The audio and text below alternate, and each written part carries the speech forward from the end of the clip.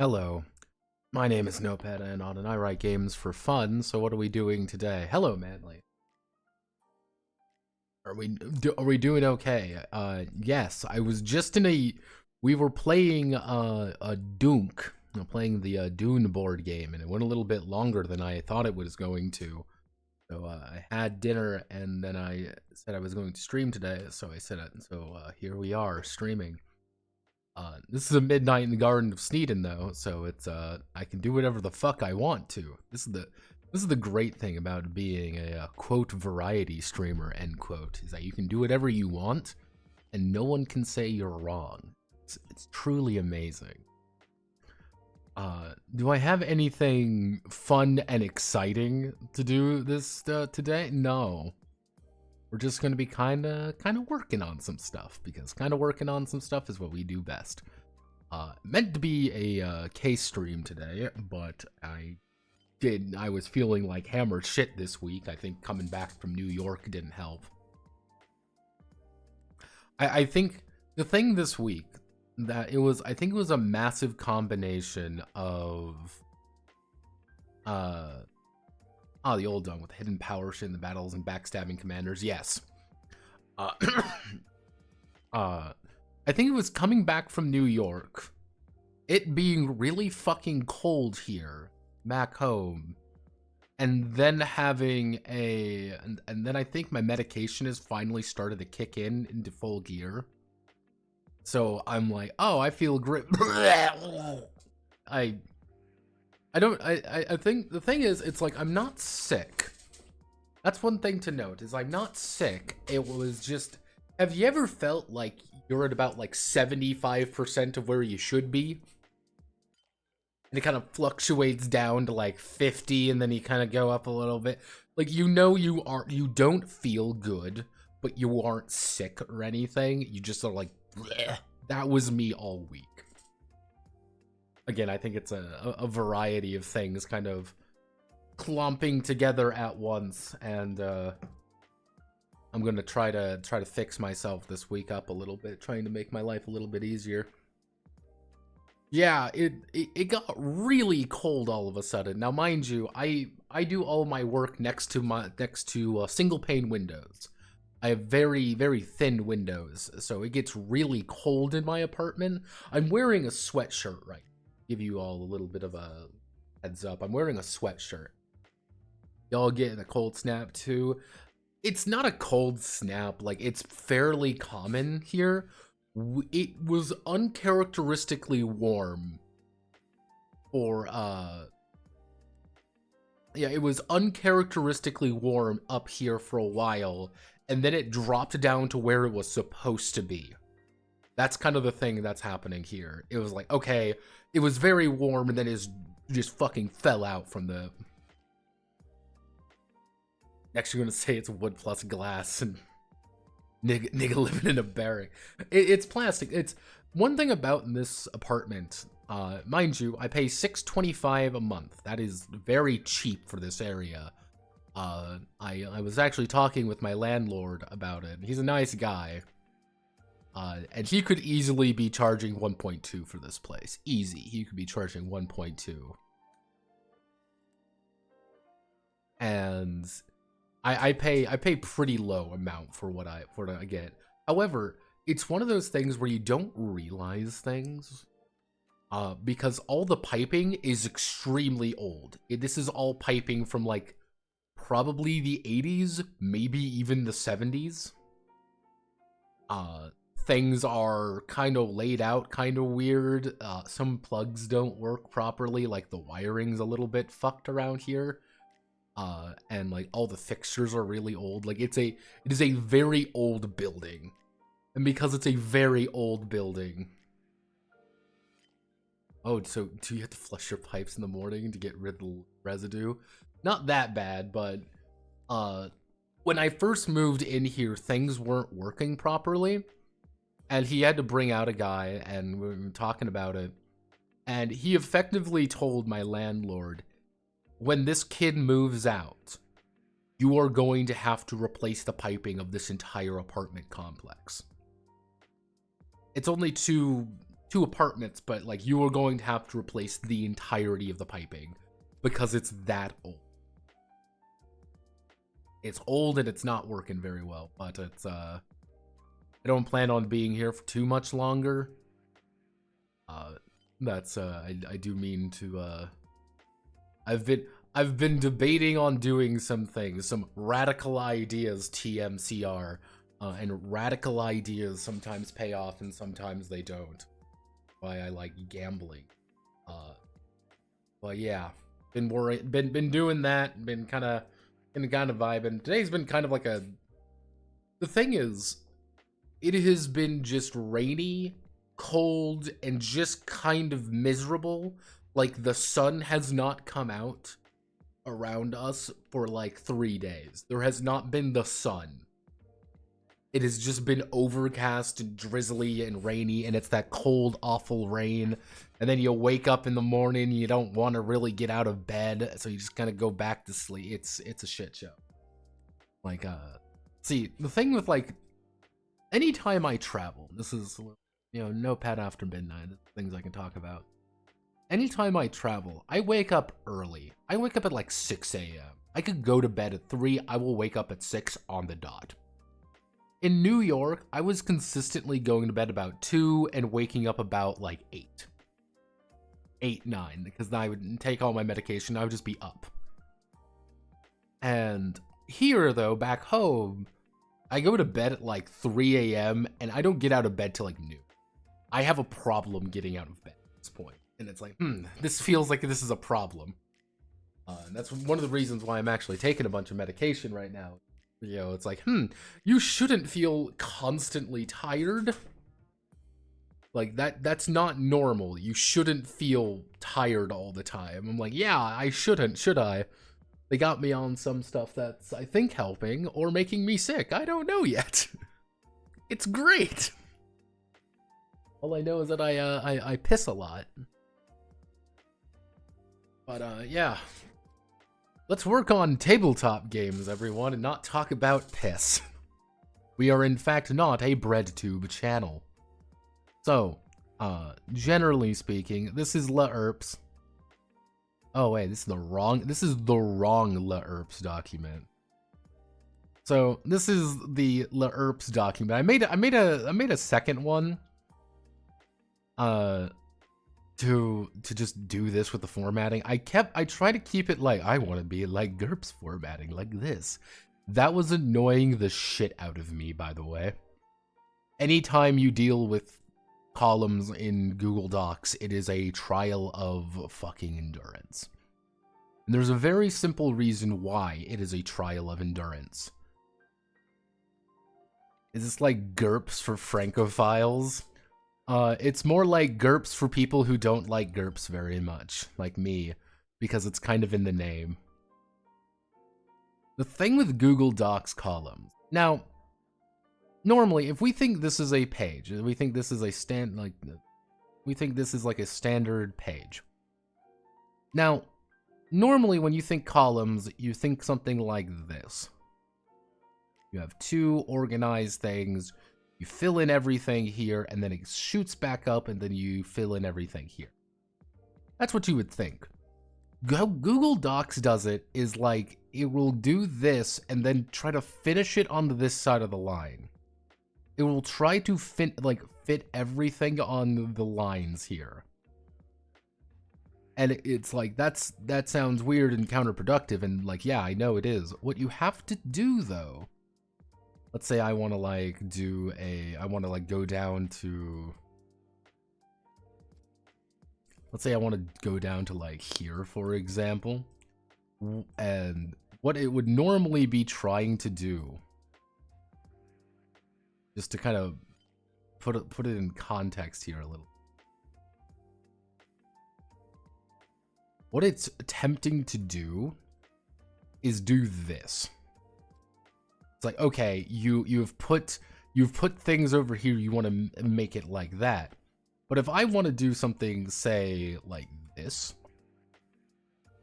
and then like have it flow over, that is not possible with it. What you have to do is you have to put in these things, column breaks, But column breaks don't work sometimes because they are made of magic juice, I guess.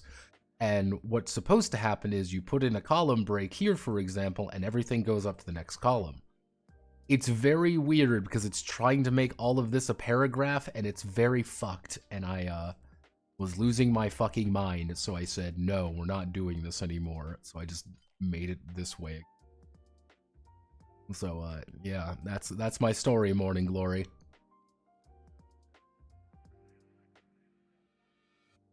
Have to make them invisible tables.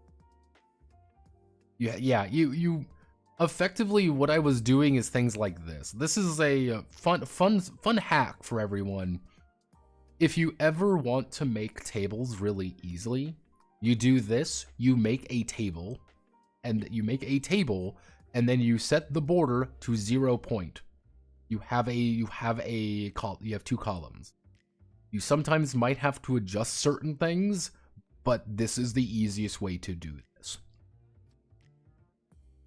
But why? Because that is how you have to do things. Because we live in a clown society, and honk honk, motherfucker, honk honk. The real society bottom text. that is the best way to word it. Society bottom text. So we've got all of this. Contests are easy enough. Extended. Let's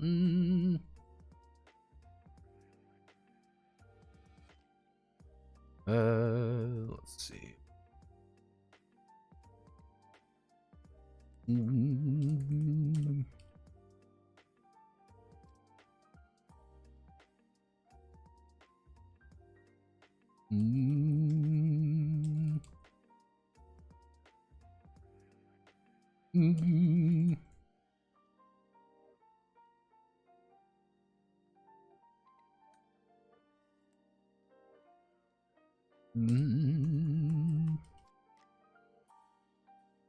Let's see. Whenever a character is, let's see, chooses to assist another, one is designated as the leader, and all other assistants. The leader will use their skill. Let's see. The leader will use their skill for the. Will use their skill for the check. Each assistant will contribute a +1. They have the appropriate. If they have the appropriate skill, or a +2 if they have a greater than if they have a skill greater than the leader. Does not have the skill, does not have the skill.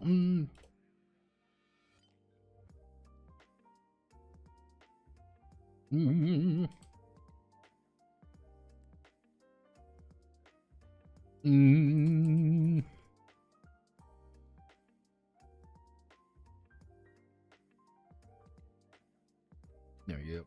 Insists on helping regardless, contributes a -2 to it.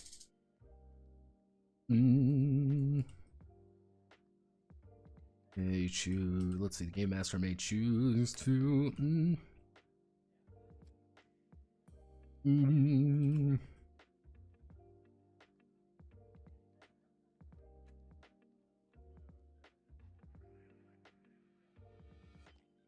hard to help someone pick a lock.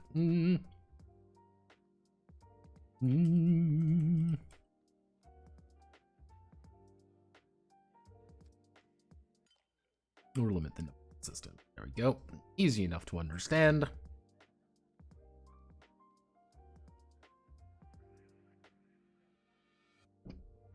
Instead of color border. Yeah. The thing is, if you set the color border to white, here's the thing. If you set the color border to white, but keep it at like 1, I said if you, no, that's not cell. That's cell background color. Table border. If you set it to white, it still works. The thing though, if you bring it down to 0, you bring it technically to a 0 point, and it makes it a little bit smaller. There's really no difference, but sometimes getting that extra like little bit of space can be handy. Also, never hesitate to fuck with fonts between tables, because no matter what you do, there must be a space between 2 tables. You can set these to 1 and it will be fine. Technically, should be.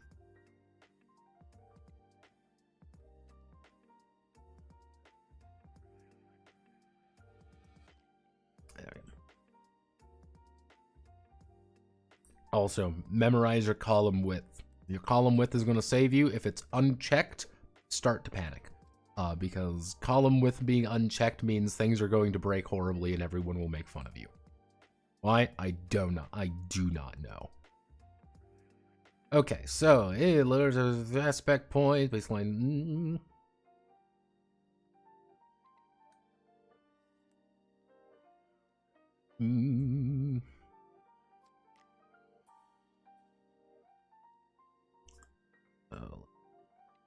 Table, you insert table, that we select both of you, we select as 3, we select you both as 3, we hit that as 0.3, so then we put this right here, here,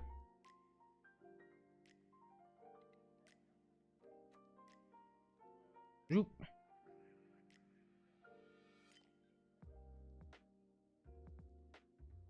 Also, when you're working with tables within tables, understand both of them use the same menu. That is a thing that the Google will not tell you. They will use the same menu, and because they use the same menu, they will get very confused sometimes, especially when you realize that you can do things like this and make life a lot easier. Also, if you ever want to save space, change cell padding to 0.03. It's much closer, however, it will work. 0. Yo.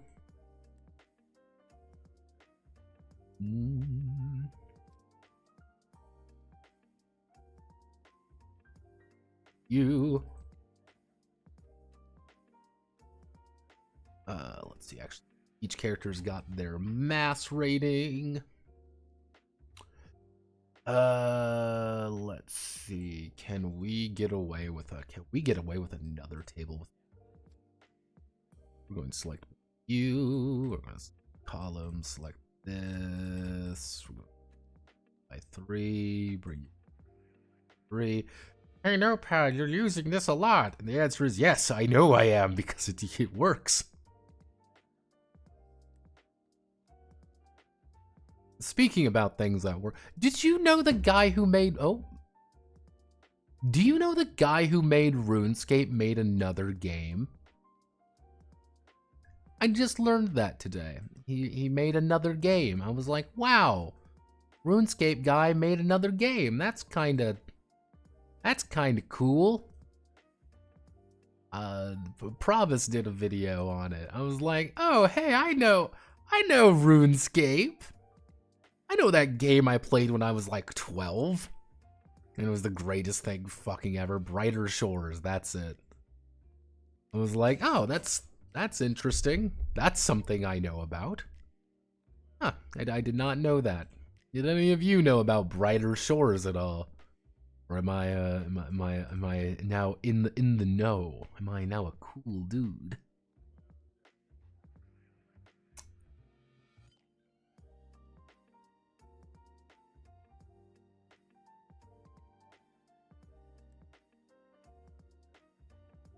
Am I now hip with the kids, as one might?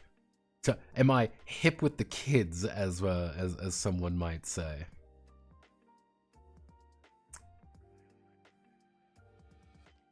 We're gonna drop that.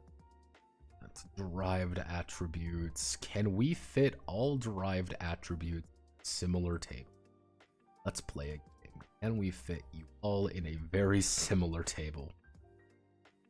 Because we have technically less space, but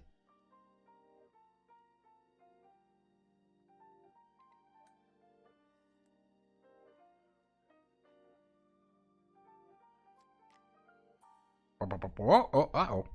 Wow. Ouch. Oh.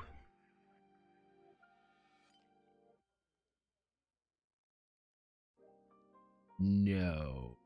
But what we can do, we're going to these three, put these.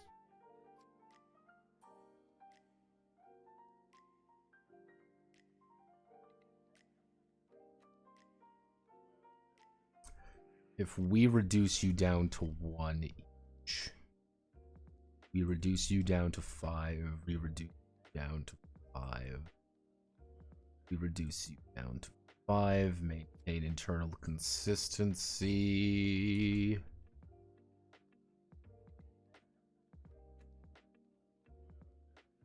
There we go. If we maintain internal consistency, we have everything we need.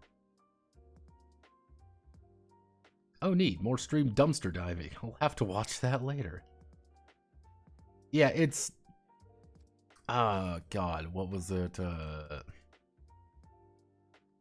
Bright Falls? I believe that's what it's... I believe that's the name of it. Let me Brighter Shores. You can tell it's, Yeah, this is Brighter Shores. Apparently, there's some very weird things with this game, according to the video man I watched. Like, technically there's different zones with different skills. Like, each zone has its own skill in it, and because it has its own skill in it, you have to learn effectively a new batch of skills every zone that sometimes do the same thing, and your previous ones don't come back over to, like, the new zone. So, like, you may max out everything in zone 1, but but that doesn't mean anything in zone 2. Like, there's some weird things like that, apparently. I'm like, oh, that is definitely a choice. But I'm also a fervent anti-grind man. Like, anytime I see a game being like, man, this game is so much fun, it's such a high grind, I'm like, no. My friend was like, I love games that let me grind because that's fun. I'm like, why do you need mental help?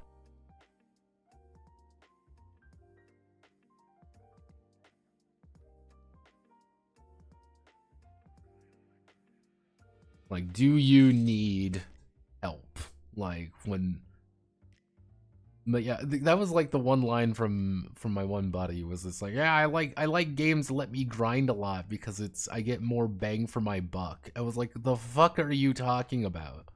What delusional psychopathy are you referencing?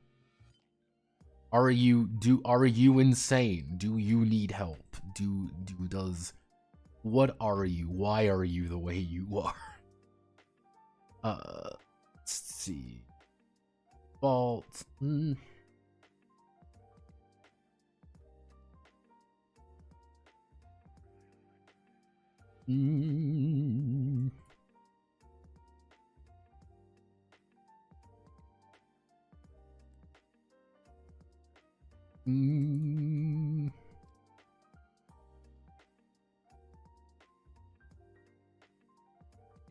Let me check the GURPS weapon skills. Tell me more about weapon skills, melee weapon skills. It's based off your dexterity, so it would be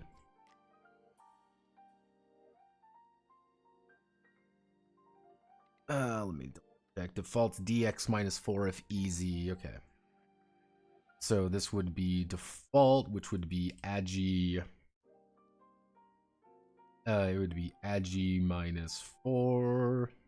Actually, it would be agility. Agility -4. This would be agility -5, right? -5. Agility 6.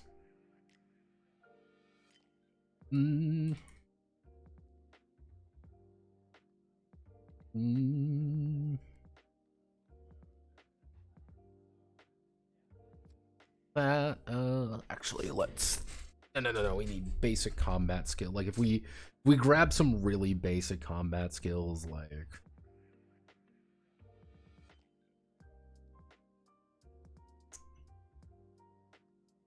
much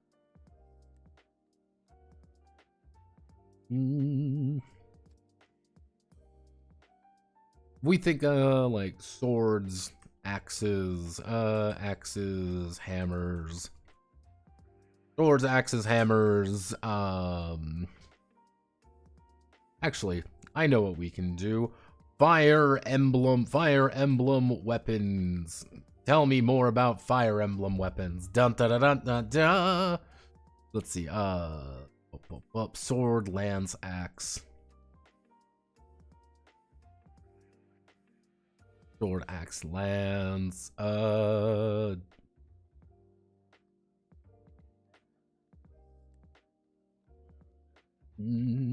Dagger. Then we would do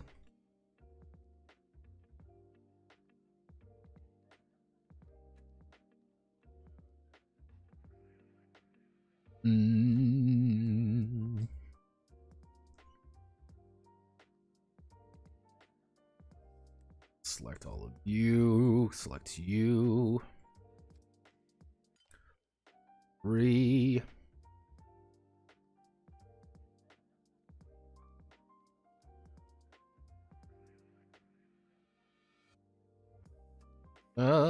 Summon Cole.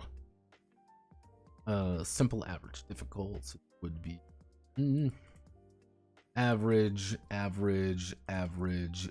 difficult to learn the lance. This is simple to learn that. Would you consider a handgun pretty simple to learn? Like, if someone were to hand you a handgun, would you be relatively known to be able to use it well? Be like, okay, I know how to shoot this thing. Like, I understand the most basic principle of, like, a handgun.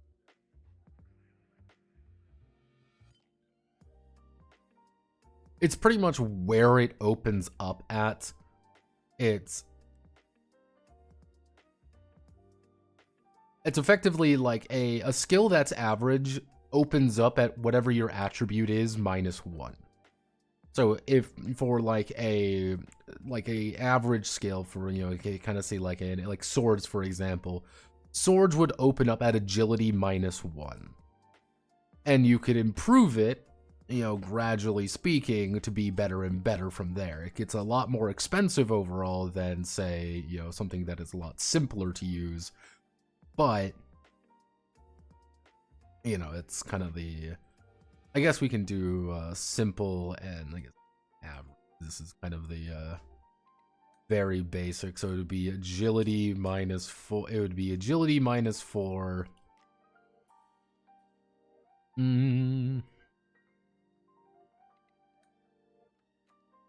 It would be something like this. Would be axe. Actually, hammers would be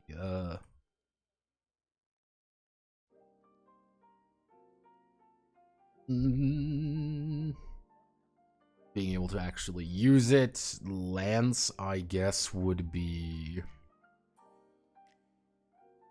What does GURPS Lance? What does GURPS Lance use?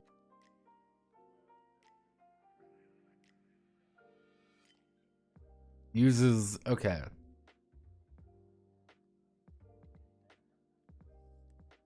So technically, Lance does require that. It starts out with an agility -5. So if I grab over to here, so it would be a agility -5. It would be agility -5. Dagger would be agility -3. Small arms would be agility -3, and long arms -4. Mm. Mm.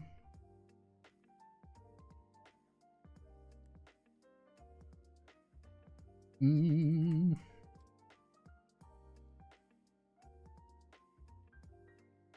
Mm.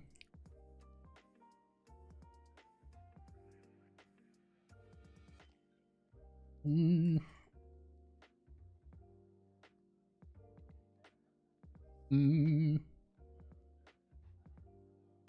We'll just use long. AK 7. Line these up 2, flick this down, pull the trigger. Yep. Same for shotguns, rifles, kind of easy to load, reload speed, draw speed.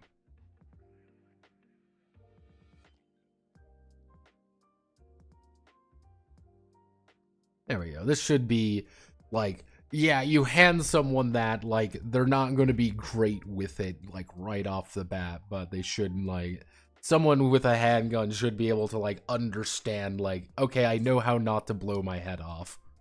Long arm's a little bit more complicated. Okay. Actually, I should do it. We want to, want the technically it would be the M4 car. It would be the M4 carbine. There we go. Basic skills. Adding new skill. Adding new skills. Mm.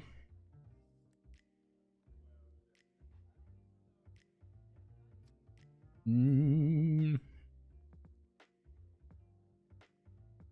Mm. If it's an action, then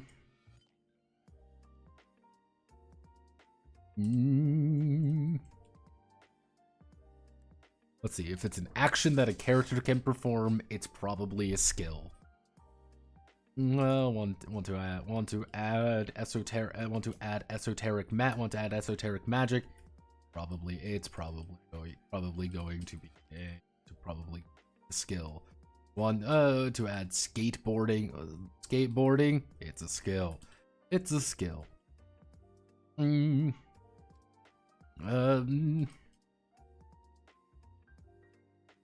The sex subsystem.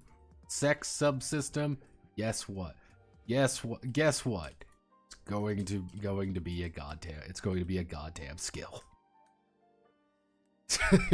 Want to add the sex subsystem? Guess what? It's going to be a goddamn skill. Literally, all you need to do is you call it pillow arts, and that's all you need to say. It's infinitely funnier that way.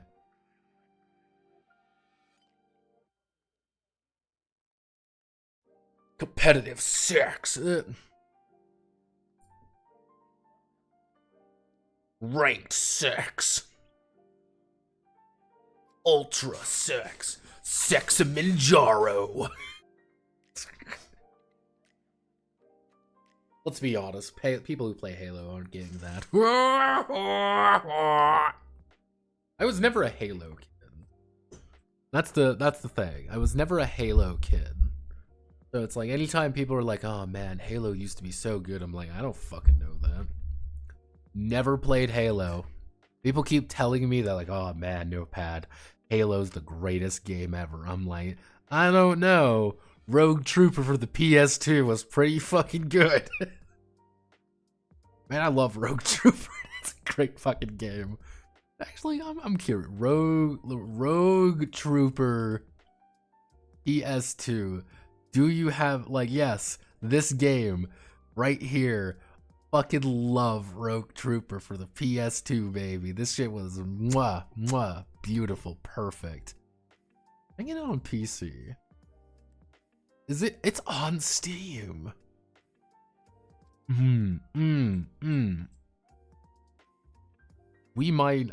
might need to buy this game. I might need to buy this game and play it on stream. Cause I remember this distinctly having like a lot of fun with this game when I was like like 12. It was great. I loved it. It was one of my favorite games. Beat it like 3 times.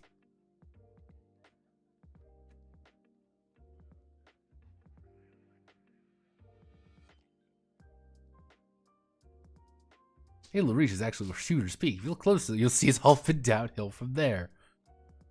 If I use that, can I use fellow arts as substitution for agility? Technically, no. What you would be doing is you could technically use pillow arts in exchange for your gun skill. Have no fear. Here's my sex skill for killing you. Okay, let's yeah, we've got our various skills, various various abilities that let us make us act cool and be cool, because being a cool character who does cool things for cool reasons. Ooh. Everyone wants to be a cool dude who does cool dude things.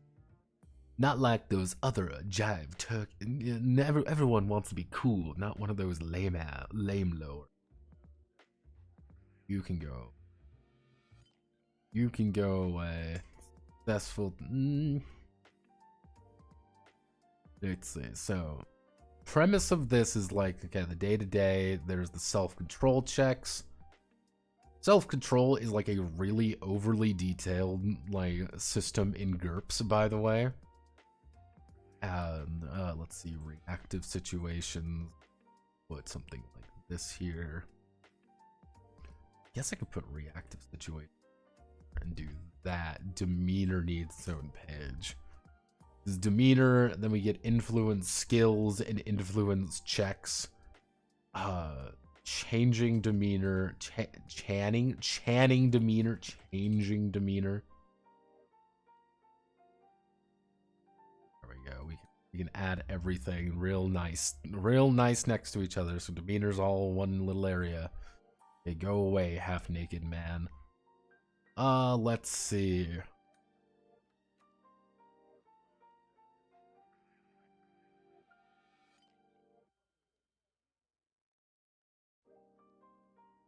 Your ability to rail your wife does not correlate with your ability to pick locks. I don't know about you. If I could pick a lock pretty good, I think ladies would really like me more. Hello, ma'am. Do you want me to get into... Hello, ma'am. Would you like to let me in? Quick run through the PC gaming says you could work Rogue Trooper. You know, see, Rogue Trooper was one of those games like I always have like fond memories of. There's a few games out there that I can like sit down and like, I remember that. Kind of like Killzone 2. Not Killzone, specifically Killzone 2. Killzone 2 opened little Notepad's mind up to a few different things like moral ambiguity and, hey, wait a second, are we the bad guys? And then followed by, man, why does the enemy look cooler than we do?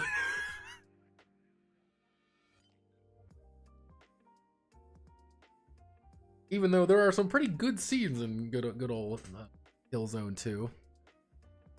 Yeah, you see it, or peak aesthetic. It really is. Killzone is one of those franchises that I want Killzone to be better than it is, because Killzone cannot help but fuck everything up. Like, look at this fucking fucking look at this. Just, it's perfect. Looks baller. Like, the enemies look evil, but if you read into the Helgus lore, you're like, oh, you're not that evil. And you're like, oh man, why do you look so fucking cool? Yeah, people are gonna be like, yeah, Killzone 2 was awesome. Like, Killzone, I don't remember Killzone. I remember Killzone 2. And then there was 3, but we don't talk about 3. Killzone 3 was weird. Then there was Killzone... Was there a Killzone? Yeah, there was Shadowfall. And then there were the PSP games, which there were far more PSP games than I would like to admit. This is one. It was like Killzone Contracts or Mercenary Contracts. Killzone Mercenaries. Like, there were... PSP had some weird fucking games in it, man. I don't think people quite realize that the PSP had frankly fucking bizarre games on it. And no one comments on PSP because the PSP kind of came and went. And there are some like just goofy ass games on the PSP. Including my favorite rendition actually of, oh man, Killzone, what a trip. Yeah, baby. Colonel Templar, I hope you meet you on the battlefield. Soldiers. Yeah, by the Dutch. Note to self, get no pet to look into more niche cyberpunk games. Oh man, Killzone, what a trip. Hell yeah, baby. Grilled now dedicated to making the most organically popular game ever, Horizon.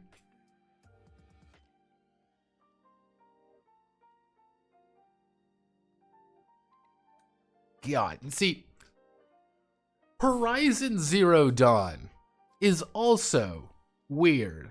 Has anyone actually played any of the Horizon games, all 2 of them? Have any of you played them? Or know someone who played them? Like, there has to be at least somebody.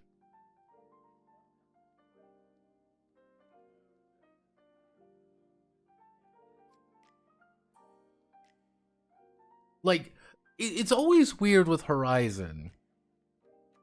Like, because it's like, alright, like, it's such a weird game. Because I'm like, oh, this looks kind of neat. And then I never see gameplay of it. I see people talk about Horizon. Saying, oh man, this is awesome. Or people talking about how the game is. Here's the official board game. Yeah, there's a board game based off the hit video. Like, look at all these fucking expansions for the board game. The fuck? Yeah, I just never see anyone talk about them. So outside of the fact that they have in fact played them. It's one of those really weird things where I'm like, what? Like Nani, like Monster Hunter, but they removed the actual gameplay to me. Oh goodness.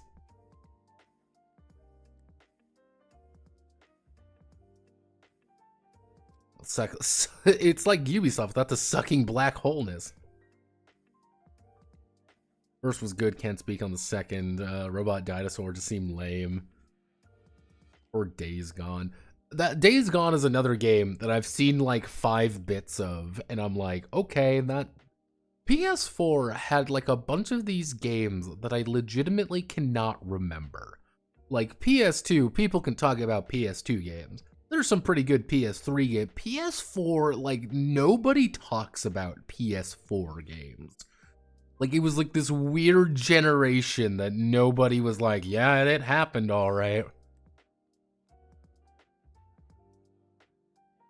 Yeah, it was fantastic. I showed all the time. Great story about zombies being the real monsters and humans are cool, actually. Yeah, never really seen anything on Days. I saw like one little bit on Days Gone, and I'm like, it's kind of... Maybe it's not doing it. Far Cry 5. Far Cry 5 is another, like... Far Cry 5. Here's the thing. Far Cry 5 is the Far Cry that got weird and actually tried to... I watched a full video on Far Cry 5. Yes, there's a full video. I believe it was by White Stripe? White Light. I think it was by White. I want to say it was White Light or Shaker. And it was interesting because the way he broke things down was a little bit more interesting. Because I played a little bit of Far Cry 5 at a friend's place once, and I'm like, okay, this seems like Far Cry TMCR. Like I'm not really into it, but he kind of broke things down a little bit more. I'm like, oh, that's kind of interesting. Like, not my thing, but I could see someone who would really enjoy it. And I think they were. I think they were cooking with gasoline. That's the thing. I think they were cooking with gasoline with Far Cry, but I think they got scared and then decided to like revert back to the Far Cry game TMCR.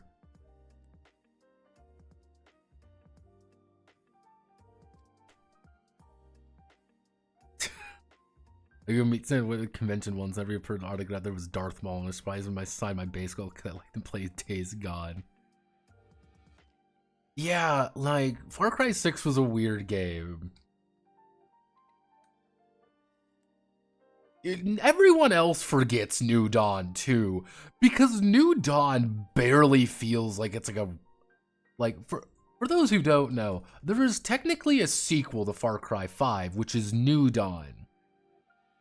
And Far Cry New Dawn, I think it was Yahtzee when I still watched Yahtzee Croshaw.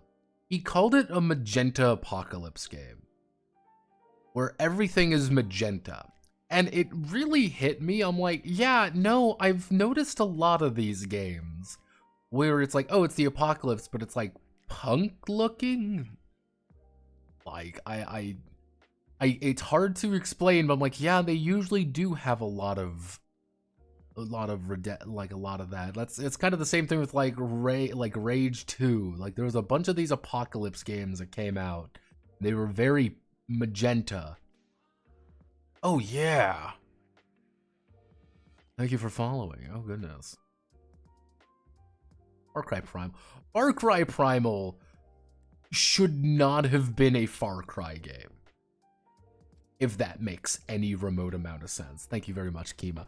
Far Cry Primal should have been its own thing, and they should have gone 250% into Far Cry Primal. But it's like they got scared halfway through and be like, oh shit, like this is never going to do anything. And like the idea of like, yeah, you're effectively it's a Neolithic open world game. You got a bunch of animal friends to fuck around with. And, like, you feel like a hard ass because you have a spear. Like, okay, I'm in. This seems interesting. Unfortunately, it is a Far Cry game by Ubisoft. And it was like, okay, maybe someone fucked up something. Maybe. Like, if they leaned into a different aspect, with the best part of, yeah, cave woman waifu with her tits out.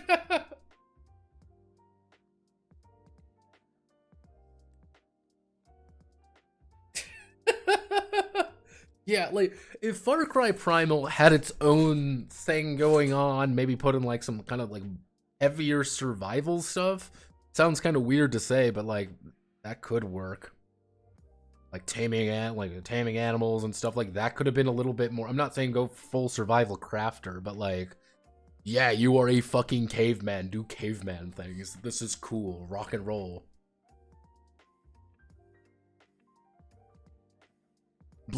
People really like Blood Dragon. I saw Blood Dragon. I'm like, eh. The last Far Cry that I really got into was Far Cry 4. I liked Far Cry 4. I had fun with it, and it was because everyone else also had fun playing. It was Pagan Min. Everyone liked Pagan Min. I liked Pagan Min. I liked Karat. I think it was a cool place, and it was a unique setting, and I liked it. It was really fun. Pagan was a cool villain, and I liked that villain. He was fun in that way, and I liked Ajay, actually. Yes, I actually liked the protagonist. He was not as, like, hardcore as, you know, Far Cry 3 as Jason. He was not quite a hardcore, but he felt, I don't know, more human in a way. Like, yeah, he immediately cops into being a badass, but he's just like, oh, fuck. Got the Crab Rangoon ending, hell yeah.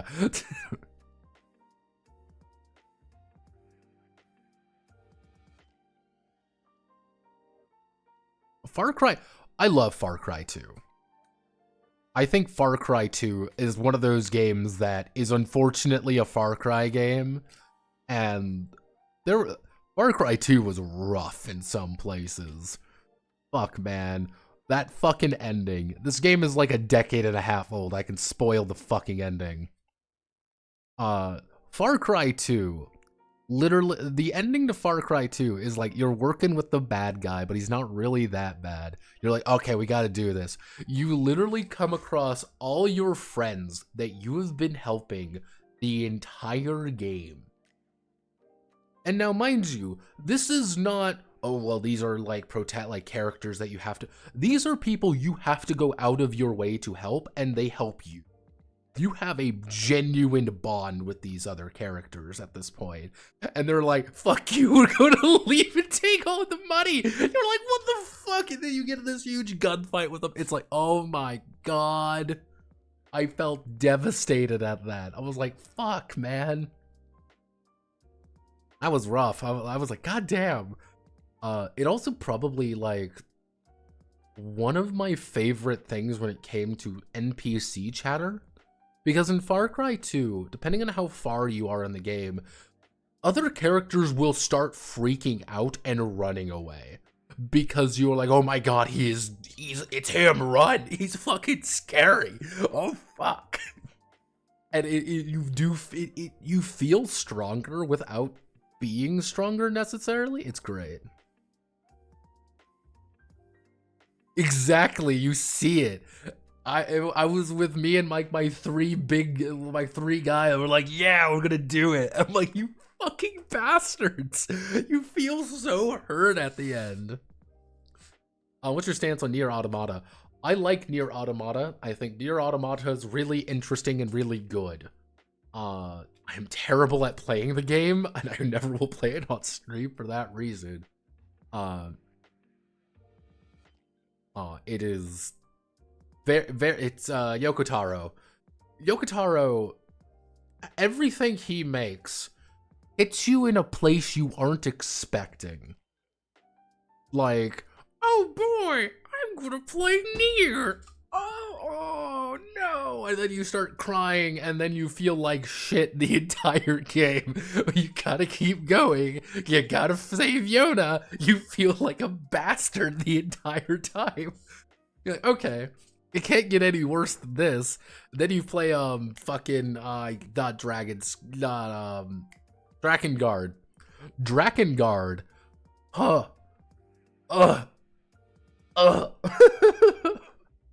Fucking Drakengard, man. You play Drakengard and you're like, hey Cave, what should we do with all these people? I don't know. Let's commit genocide. You're like, what the fuck, Cave? Cave? Literally, your party in Drakengard is full of the worst human beings physically possible. You are all horrible people. It's funnier than fuck. It is by far one of the funniest things in the world. Cause you look at Kame, you're like, oh man, he's serious broody anime boy. And then you look at him like, this is Kame half the time. Kame's just fucking bonkers. And playing Drakengard after Nier and Nier Automata, and after Nier but not Automata, brings a lot more context to things, unironically, because all of Kame's weapons are all the weapons you get across all of the games. They are the same weapons. Yeah, because Kame is insane, and Kame's ending is what causes Nier, which is Drakengard's fucking nuts. Drakengard is a crazy, crazy adventure where nothing good happens.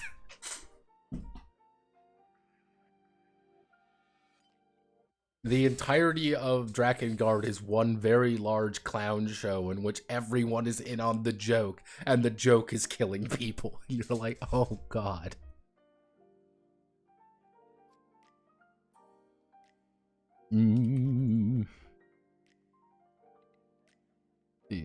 Combat map. Like, there's a couple games that I like. I do have like my list of games that I actually want to play on stream. And a lot of the games I want to play on stream are like very specific games.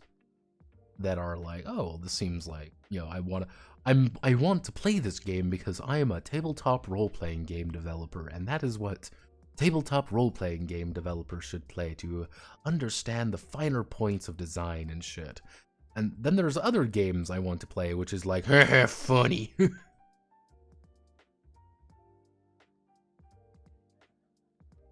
Like, there's no higher meaning than, look, it's funny. Except I can never play,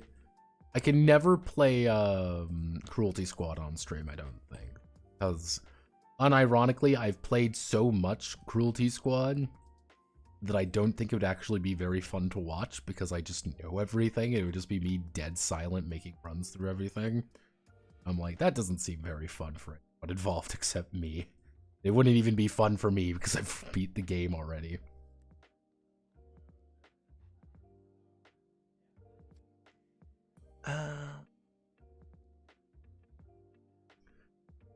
Let's see. What's the word? Play Ultra Kill. I have played Ultra Kill. I am bad at Ultra Kill, and it hurts my eyes.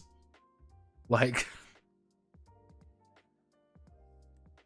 Cruelty Squad is fucking awful to look at. Like, legitimately speaking, Cruelty Squad is really easy for me to watch. Once you get past it, I'm like, I'm in. I can do this. Ultra Kill, I'm bad at Ultra Kill. Like, I need to get better at it. Like, I need to, like, go through it again. I'm like, I fucking suck at this game. What's the worst ending of a video? Worst ending? That's a tough one. God, let's see. Like, worst ending in what context?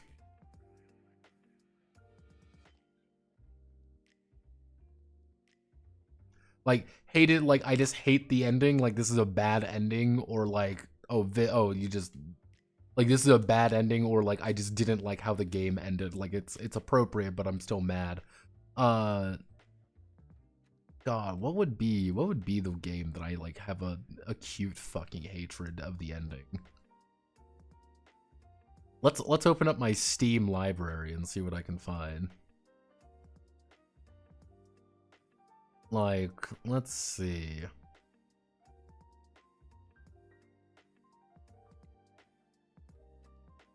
Be Dune. I respect fucking Dune.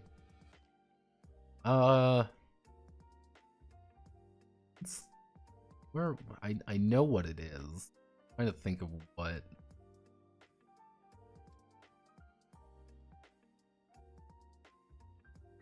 I think Trepang kind of has a middling ending, but I know Trepang 2's ending is not the point, if that makes sense. Outside of that, of like games I've played recently, if I were to like really go through and hunt down something, I would probably find something with a worst ending. But immediately, yeah, Trepang doesn't have an ending, and that's the point. That's the point, is that, oh, you don't have a real ending because it's just supposed to be a game where you have fun and just shoot things. Like, I get that. I understand.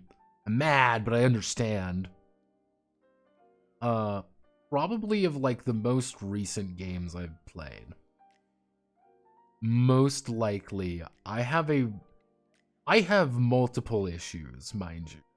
And I am probably the person that is best qualified to talk about fucking Fallout 4. I hate Fallout 4's ending, because there really isn't. Any of the endings in Fallout 4 are all terrible endings. Doki Doki Literature Club. The problem with me in Doki Doki Literature Club, and the thing is this, I think Doki Doki is good. DDLC is fine. I think DDLC is a fine game with fine ideas. The problem is with DDLC is that I've played a lot of visual novels before that, and it lost a lot of impact. And that it left a lot of impact on me, and I'm like, okay, this isn't something I really like, really, because you kind of realize nothing you do matters. You're like, oh, that kind of sucks, and you're like, But yeah, no, it gets oversold a lot. But yeah, like, to me, like, DDLC is baby's first visual novel, and I want to play the mod. See, there's a mod that's like, oh, well, we make it like a full actual visual novel with no like meta elements to it. I want to play that unironically because it seems interesting, and I was kind of getting into the poem system. Like, that's kind of interesting. Fallout 4 isn't a Fallout game. Fallout 4 is a looter shooter with Fallout skin and half-baked base building. See, the thing with Fallout 4, and I've made this conversation before. Fallout 4 is one of the most fascinating games in terms of raw game design I think I've ever played. Because in raw game design, Fallout 4 is that perfect crack addiction. Because you never quite feel like you're done. There's never a good stopping point in Fallout 4. Like, do you get what I mean? Like, sometimes, like, okay, we've hit the end of a level. Hey, we've hit the end of a segment. Like, okay, we finished this thing. We've done something. Fallout 4 has none of that. It's like, by the time you finish a dungeon, you end up in a different area and there's something going on. And it's like, oh, hey, it's, you want to do this? Well, you can do this now. Oh, you want to do this? Well, here's a Radiant quest. Well, here's it never lets up. And that's the thing with Fallout 4 that's so fascinating. It never lets up. It never lets you just say, okay, I'm done now. It's like you have to make a willing effort to say, okay, I'm done. I'm stopping playing now. I'm fucking done. It is very clearly one of what I like to call my autism game. And autism games for me are games that I find it very difficult to put down. RimWorld is a quintessential autism game for me. Because I can sit there and play RimWorld for nine hours straight and not realize time is going by.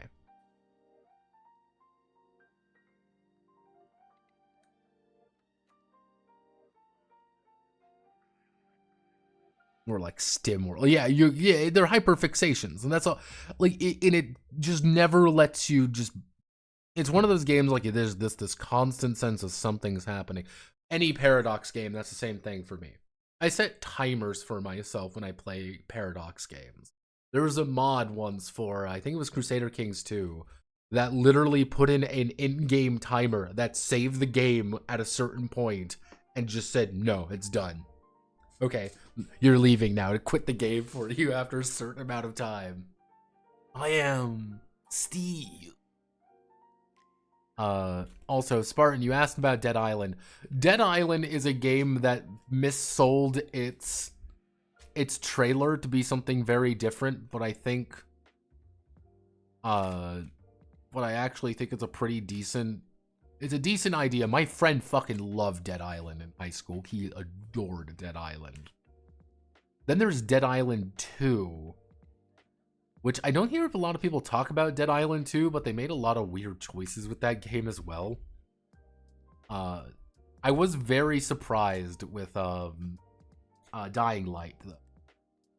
Honest to God, if you really want just a fun game to fuck around with, Dying Light's not bad. You'll get a good couple hours out of it. It's usually on sale. Good time. Not Dying Light 2, Dying Light. Man, that game was fun. I had a lot of fun with Dying Light, and I don't know why I did either. It was just genuine fun.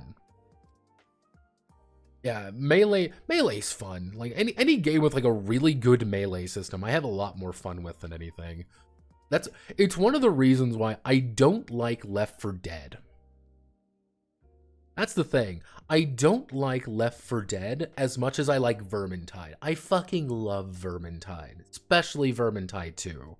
I love Vermintide 2. One of my favorite games ever. Then they got weird with DLC and I stopped playing. Had a lot of fun with it. It's great. I did full Grims, champion, full Grim, full everything. That was my default run. Oh, who'd you play? I played Kruber, I played Barden, and I played Saltzpyre. Usually in that order because everyone needed a Kruber crutch. Vermintide. I can't believe Manly's such a wrong opinion. I loved Vermintide. Left 4 Dead never did it for me. And I think it was because of melee combat. I always felt better in melee combat than I did shooting guns or anything, except when I was playing Ranger Barden, then I could fucking trick shot that shit. Fucking 360 no scope Barden crossbow kill on a fucking rattling gun. Yeah, I was the only human being who could play Barden Ranger and knew how he worked. It was great.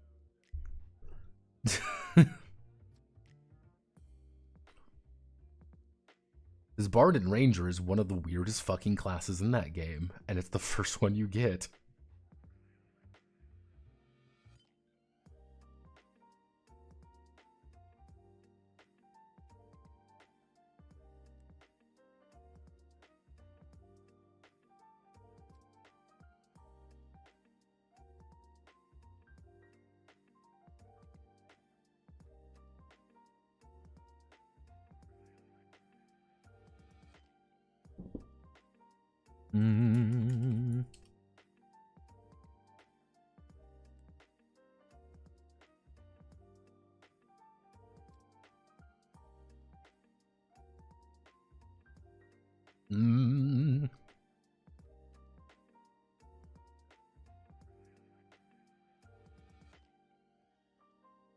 Oh.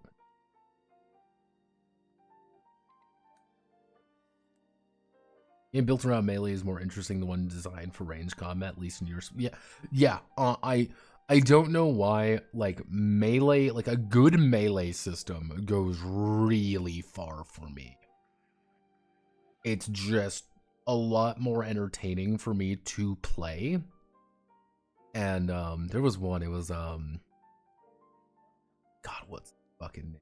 I played that a lot. Where was it? I completed. Elderborn. If you want a really, like, basic game with a focus on melee combat, Elderborn was pretty fun. This game I had a lot of fun with. Again, it's mostly just melee combat. It's not like this, like, really in-depth game, but I just had a lot more fun with it than I did with, like, other games with similar, if there were 2 games with the same premise, but one of them, there were 2 games with the same premise, but one of them had a lot deeper focus on melee combat, and another had a deeper focus on range, I would probably like the one with melee. Mind you, there's exceptions to this. Technically, I have a weird fascination with Max Payne 3. I beat Max Payne 3 4 times. Almost in a row. Because I just enjoyed playing that game as much as I did. Fucking love Max Payne 3. Ever played Dark Messiah? Fun fact, I actually have a full playthrough of Dark Messiah on... Do I have it on the main channel? I think I have it on the main channel. No, it's on the side channel. I have a full playthrough of Dark Messiah. Now, what you don't hear is poor Manly having a stroke in the background because the Dark Messiah adventure was a fascinating shit show. Because I decided to go a magic build, and I was very bad. I literally did hard mode.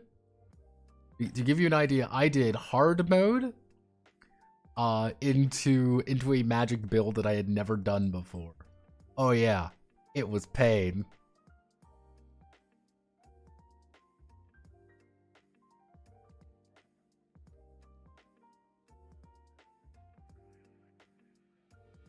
So, like, yeah, the thing with, like, Vermintide 2, and I noticed that with Vermintide 2 when I started ending it was you had a build, and like you worked with that build and you knew exactly what you had and you were fine. Yeah, the reason they do like it's the 3% change and all that, they literally keep you on the grind. That's all it is. And it's like, ugh, starting in Vermintide is so ass. It is. Mostly because you have to run recruit missions, and recruit missions suck. You have to level up to veteran as fast as you can. Because veteran, the thing is, veteran, you get everything. That's the thing. Like, veteran, you get everything. Champion, you get a higher percentage of everything, but not that much. It's only when you get into, like, the legendary shit that you do that. No one liked playing legendary, though. Legendary fucking sucked. You needed a 5-stack to do legendary, and it was shit. It was awful. Legendary sucked. Because legendary, literally, you got hit twice, you were dead. There was no, like, if you were not playing perfect, things would go bad. And then you would have a Carillion on your team, and Carillion was like, Mayflies! Then shoot you in the back with their fucking insta-kill arrows, and I would just quit. I would have a fucking stroke mid-game, and I would be so mad. Or you random roll Skittergate 9 times. Or God help you if someone actually had the fucking DLC with the Beastmen. And God, I hated the Beastmen. The Beastmen were the worst part of that game by far. I will be always saying that it was awful. It was one of the worst fucking things ever. I hated them.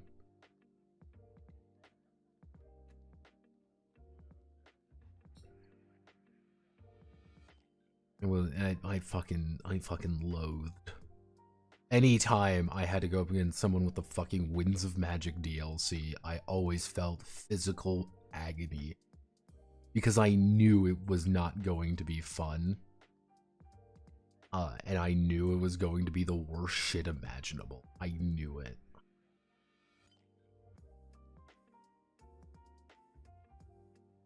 Because, for context's sake, in Vermintide 2, if you have the Winds of Magic DLC, if I have a Vermintide 2 Beastmen. The thing is, if you have Winds of Magic DLC, you start fighting Beastmen. Beastmen by themselves, not bad. You just had to fight some Ungor and some Gore normally. They just kind of get mixed in. It's fine. It's easy. The problem is, they have archers. They are the only faction in the game that spawns archers. What Notepad? That doesn't mean anything. There are characters who have range options, but they're all special enemies and they all have wind up noises. You damn well know when a flame vermin's coming out. You damn well know when a rattling gunner is coming out. You know. You don't know, though, when an Ungor fucking archer shows up and 5 of him and his retarded friends are sitting in the back popping you with arrows and just kill you because you don't know they are even there. God, they're annoying.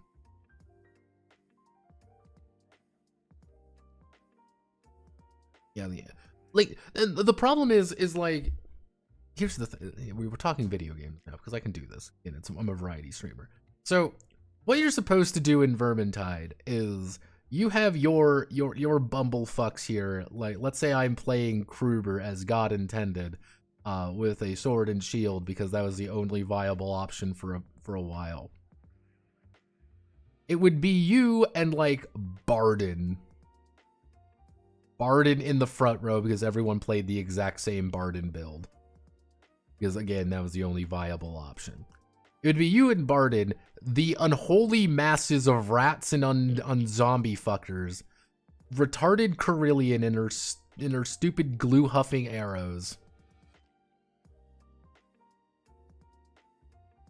and then depending on the poison, you would either have a Salt Spire doing something productive, with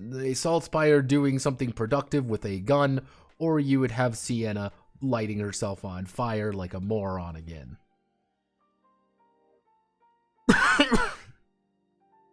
Very accurate. Now, what happens is you need to keep the horde at bay to let these guys do their job. The fucking archers, the little fucking Ungor archers, would sit in the back with their stupid retarded bows that were effectively hit scan and shoot over the horde and kill Barden. They would shoot over the horde. They wouldn't like shoot inside. They would shoot over with pinpoint accuracy. You couldn't see them, mind you. You could not see them over the horde, but they could shoot through the horde. And then you'd have like, oh, well, I need to kill this person. And they would be trying to shoot over, but they couldn't hit. And then usually a fucking gutter runner, you know, like a fucking gutter runner over here would show up. There's a ree, and then they would leap on you, and then everyone would die. Ree, and that would be the worst retarded thing in the world. And I fucking hated it, because I was the one who got shot in the face by a fucking archer. Yeah, Winds of Magic sucks. Even the maps aren't good. And that's why I really disliked the, I really dislike all the DLC for Vermintide. Like, if you like, look at here, if like all the DLC for Vermintide 2 sucks. Like, this is important. Shadows over Bagenhoven give you 3 of the most mid maps in the world. Back to Uberstrike is like fun for like 5 seconds, but then you realize they literally just copy and pasted a couple maps and gave you a horde map. Like, but then they're like, oh, well, they do this shit a lot. Or it's like, oh, well, here's how you buy the career, and then you have to buy the cosmetic upgrade. Oh, man, you want to buy this? Oh, make sure you buy the Warrior Priest cosmetic upgrade. Oh, you want to buy this? You got to buy this. And, like, some of them, like, Winds of Magic sucked. Grail Knight, like, Grail Knight was rough. Like, this is what they kept doing, is, like, they would sell you all of the back end stuff later. They yeah, this is what they would sell you. Yeah, and there was also the stupid in-game store. God, I fucking hate the store. Like Vermintide. The reason I am very hesitant about Darktide, and I want to like Darktide, I want to like buy Darktide, is still being made by the Swedish. And I've learned over time that I can never trust Swedish people. Every Swedish person I've had the displeasure of knowing, I want to hit with a bat. I don't know why, it just keeps happening.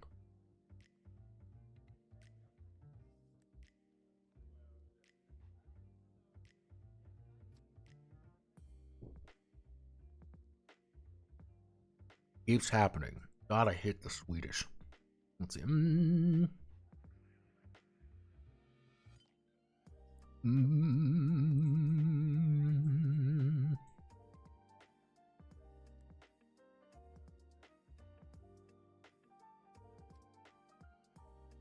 Let's see. 6. Finally, if the this leads to skirmish fit.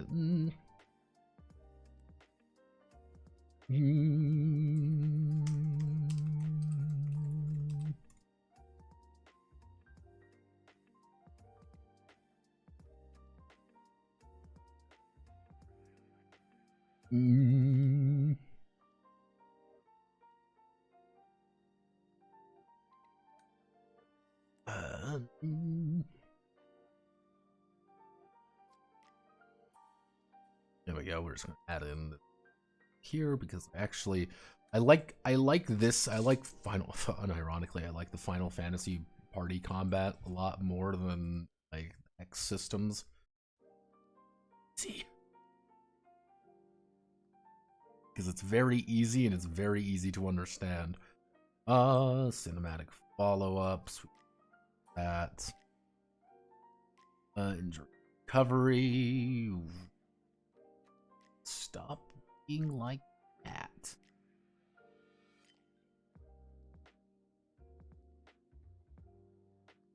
Okay. For a more grounded HP recovery. Rounded method HP recovery. The characters roll 1d6.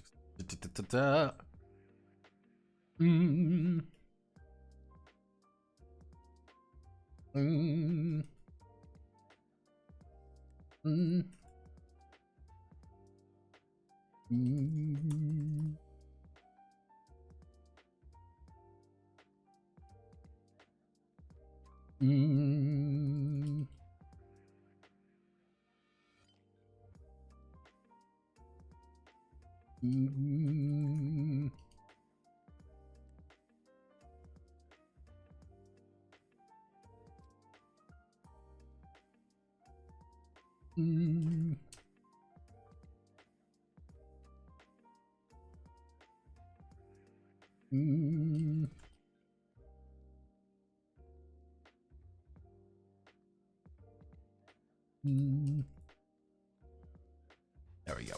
Cinematic, grounded, and rapid. Easy enough to understand. Go fast.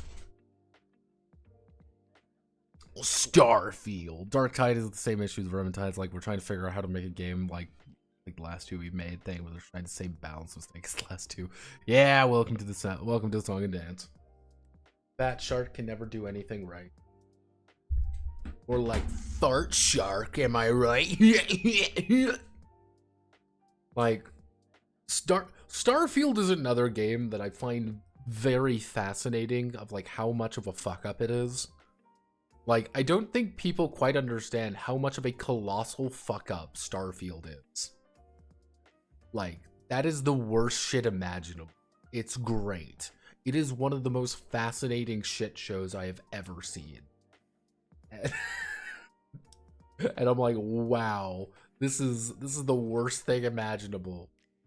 And the worst part is, it's like, you can see what they were trying to do in certain things, and you can definitely tell when someone stepped into the room, slapped their cock on the table, and be like, no, absolutely not. Stop that. Oh, okay. Todd Howard strides into the business room. Hey, everyone. I think we should sell Skyrim again. But Todd, we're making Starfield. I know. What if we added in dragon shouts? Damn, Todd Howard, that sounds like a dog shit idea. Why are we doing that? Because people like that in Skyrim, so we're going to add it into Starfield. It's kind of like the thing with like Fallout 4. Fallout 4 is literally every single thing you like about New Vegas, better-er. Right? It's better-er. Oh man, you liked all the factions in Fallout New Vegas? Well, what if we added more factions? Cool. You like the map in that? What if we added more map? Oh, you like some of the dungeons? What if we added more dungeons? Oh man, you like all these characters? What if we added more characters? Oh, you want to do like settlement stuff? What if we added more settlements? What if we added more stuff? But they did not realize like people liked it for very different reasons. And it's like, oh, well, you wanted more, right? That's what you want. You want more of the things you like. And like, not quite. That's not quite what people are looking for.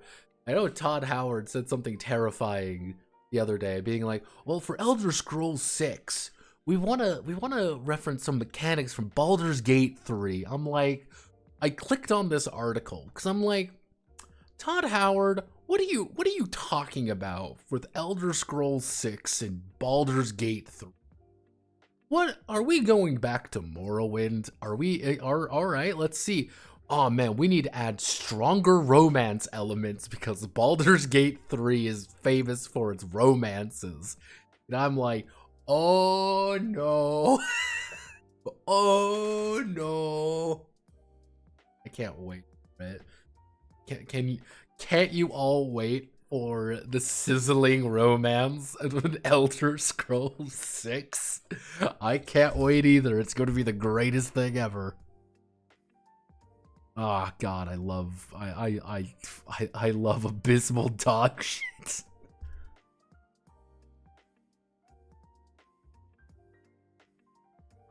I love absolute abysmal dog shit.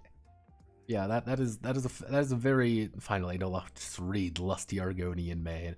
Yeah, I'm like, oh no, it's like oh man, the thing people really like about Skyrim is the porn. I'm like, no, no. Like you're like I feel as though you are not like I feel as though we're not on the same page. You know what? We have a mod community for that, but you don't understand, TV. What we need to do is we need to get you to pay for those mods. What if I sold you for $10.99? Imagine $10.99. I sold you authentic Skyrim pornography. Oh yeah. What if? Yeah. Have no fear. Here is for $10.99. You too can bang an Argonian. Like, the worst part about it is I know there would be people who would buy it. That's the funny part. The funny part is that I know people would purchase it. Like, that's the worst part. There is VR Skyrim. There is haptic suit feedback for Skyrim. You don't understand. This can happen. You too can become part of the Lusty Argonian Maid. Do you wish to be the Lusty Argonian Maid? or the master? Who knows? Maybe both. Ooh. Like, I'm like, what? Like, yeah, I think Baldur's Gate 3 is going to ruin an entire generation of CRPGs. I want you all to know this. And this is coming from someone who kind of likes Baldur's Gate 3. I have some apprehensions about it, but that's not here, neither here nor there. Because I think every single person took away wrong things about Baldur's Gate 3. They're like, oh man, you know what people want? They want more sex.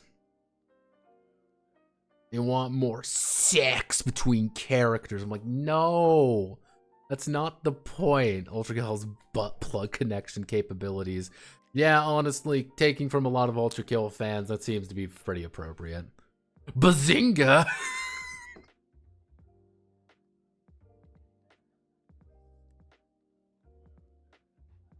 Let's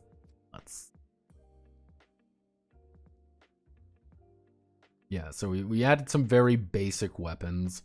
Like most weapons are very basic, and I wanted them to feel very basic because I'm like, yeah, you're going to get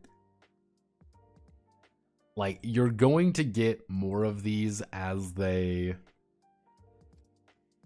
as more of these kind of books come out. The more I use the LAERP system, the more shit will be put in here, because that is the beauty of a living SRD, is I can do that.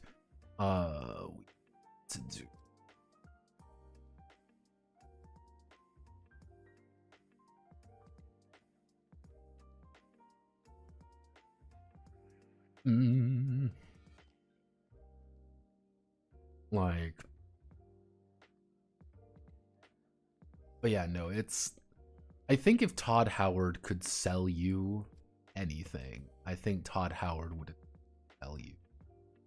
I think Todd Howard would attempt to sell his mother if he could get her to run Skyrim. Because that's just how he operates, I think. This is not a bad thing either. I think the man is a very good business. I think that's why he has... I think one of the reasons why people know Todd Howard as much as they do, and they meme about Todd, Todd Boy, as much as they do, is because Todd Howard damn well knows how to work a crowd. He knows how to get people invested in it they really shouldn't. Because that's what happens every time. Because every time he's going to bring in a brand new... Here's the thing. Every single time Todd Howard says anything, people believe him. He is Peter Molyneux. Remember when Fable 3 was going to let us live our life as in this fantasy world? Remember when Fable 3 was kind of bad? Even though I still kind of liked it. Remember when, remember when Peter Molyneux said he was going to make the most innovative game of all time? And it turned out to be a game where you touch blocks for 15 hours? Remember that? I remember that. Remember, that's all Todd Howard does. Todd Howard makes these giant lofty promises. And he never lies.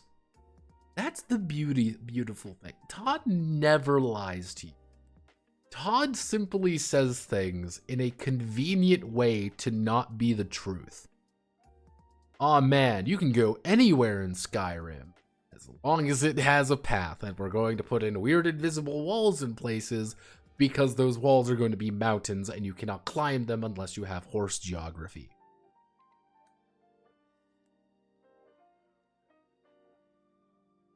It just works. That is the beautiful thing. Why is Fallout 4 the way it is? It just works. Nah, I'd climb. Wiggles aggressively up the mountain. And again, there's a reason why people, like millions upon millions upon millions of people love and play Skyrim constantly. What do we write? What are we writing? We just kind of finished fixing up a little bit of Let Erps, legally exclusive universal role playing system, and we're kind of talking Vidya right now. Effectively, I've got the current plan, so the SRD nightmare is effectively done. Now, what's going to be happening next week is that we're going to be doing the D20 cartoon action hour thingy. What is the D20 cartoon action hour thingy? Well, I don't really know yet. Generally speaking, what the commissioner is talking about is more like 80s cartoons. Now you may be thinking, like, what do you mean by like 80s cartoons? Like, remember back in the day, this is older than probably a lot of you at this point, but you probably know things like Street Sharks. Teenage Mutant Ninja Turtles, Turtles in a Half Shell, Turtle Power. You know about the TMNT, you know He-Man and things like that. Effectively, he wants things like that, like the glorified Super Toy commercials. He wants that as a D20 game. And I'm like, alright, I can do this. This is fine. This is completely reasonable, and I can do this. There's a couple of weird ones that I'm like, alright, I'll see what I can kind of cite more than anything. Including, you will never be as cool as Skeleton Warriors! Because Skeleton Warriors were great. Scooby-Doo? Who here loves SWAT cat? Yeah, you're getting it. Like, there's a part of me, what I'm effectively going to do, I was going to write up kind of some basic things on Monday and, make sure everything gets passed through, commission documents and such. And one of the ideas, like, I kind of want to bring up to him is, like, how hard do you want this to be a TV show? Because we can make this really hard to be a TV show, or we can really lean back on that. No. Well, funny thing you mentioned about that, Swagmire. Originally, this was going to use the Essence 20 system. Yes, this was originally going to use that system because that's what he was talking about. He's like, I want a game like this, and I want to use Essence 20 for it. And I'm like, okay, that seems easy enough. And I was going to use the Wikidot. However, Renegade literally killed the website that had all the information on it. That was effectively an SRD like a week before everything kind of got finalized on this. So I'm like, well, yes, we're not doing that because Essence 20 does not have an SRD. And that kind of threw a spanner in the works. And I didn't want another LERP situation. So I'm like, yeah, you got to come up with something different, man. He's like, can we use the Mutants and Masterminds system? I'm like, do you really want to use the Mutants and Masterminds system? Really? So I managed to talk him into using my own D20 system. I'm going to charge him a little bit less than I probably should, just because generally speaking, it is a personal system, and I'm like, please, God, don't make me read through Mutants and Mastermind. But yeah, that's kind of what we're going to be doing next week. I've got the basic idea up here of how it should work. I just need to retool how my D20 system does stats. Because currently, if you want to see the Notepad D20 in action,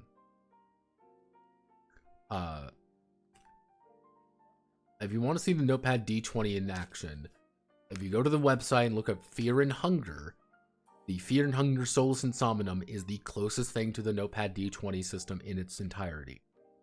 I need to redo how the stats and some of the combat stuff work in that game because it is very tooled for Fear and Hunger, which is to say a game about getting your limbs hacked off by literally anything, which obviously is not quite as appropriate for cartoon games. So we need to make it a lot more lighter. I'm not implying that we need to use gummy berry juice. Fucking goddamn. We're not running like that. Not quite yet. We also need to. Oh God, we need to do something with Bridge Commander. Do I know what I want to do with Bridge Commander? No. Because Bridge Commander is a giant piece of shit that is scaring me, and I have no idea what the right answer to it is. For those who don't know, Bridge Commander is a premise of a game that is very easy. You are Misato Katsuragi. You are the Bridge Commander of Nerve. Make sure these stupid kids save the world and try not to die. Now, the premise is very easy to say. You are Misato Katsuragi. Everyone gives you a big thumbs up. Everyone says, cool, I understand this. Now, the problem with saying you are Misato Katsuragi is that Misato Katsuragi is one character, and there's a lot to that, to be perfectly honest, which is kind of a problem. Because there's a couple different ways that you can approach this game, which is one of the reasons I've been having some trouble with it. Is we can either do the white book situation. The Evangelion white book has the idea of alternating between staff and pilots. There's the Magius system, which has staff compete for pilots, or a third option, which may be a solo game, or a convoluted card game, maybe a D6 game. I don't fucking know what I'm doing. We are working with, this is, all of this shit, all of this is uncharted territory. No one else has done a game like this that I can find. I am quite literally working off of hopes and dreams. Nah, use D&D and cram that fucking square into a round hole. But the worst part is, if I close my eyes, I can see it. I can see this game. I can see the tension of characters who know what's going on. I know what's going on. there's some conspiracy shit going on. I am a competent adult. But then you have the flip side of these are the kids who do not know what the fuck is going on, but really should, because they are the ones piloting the giant robots. They are the ones who are going to save the world. Unfortunately, they are all probably the least qualified human beings available to do this, because they are a bunch of dumbasses. They are a bunch of stupid, retarded teenagers. And, like, the idea works there. Hey, we have a bunch of conspiracy shit going on, and everyone's getting really mad at each other. Oh no, there is a walking polyhedron that wants to kill us all and turn humanity into goo. Okay, bigger problems. We need to fix that first. On the other hand, we are also still being, you know, conspiracy-minded dumbasses. Like, we are still not doing that right. Still being conspiratorial, still eating at one another when we really shouldn't be in this horrible, horrible situation. Like,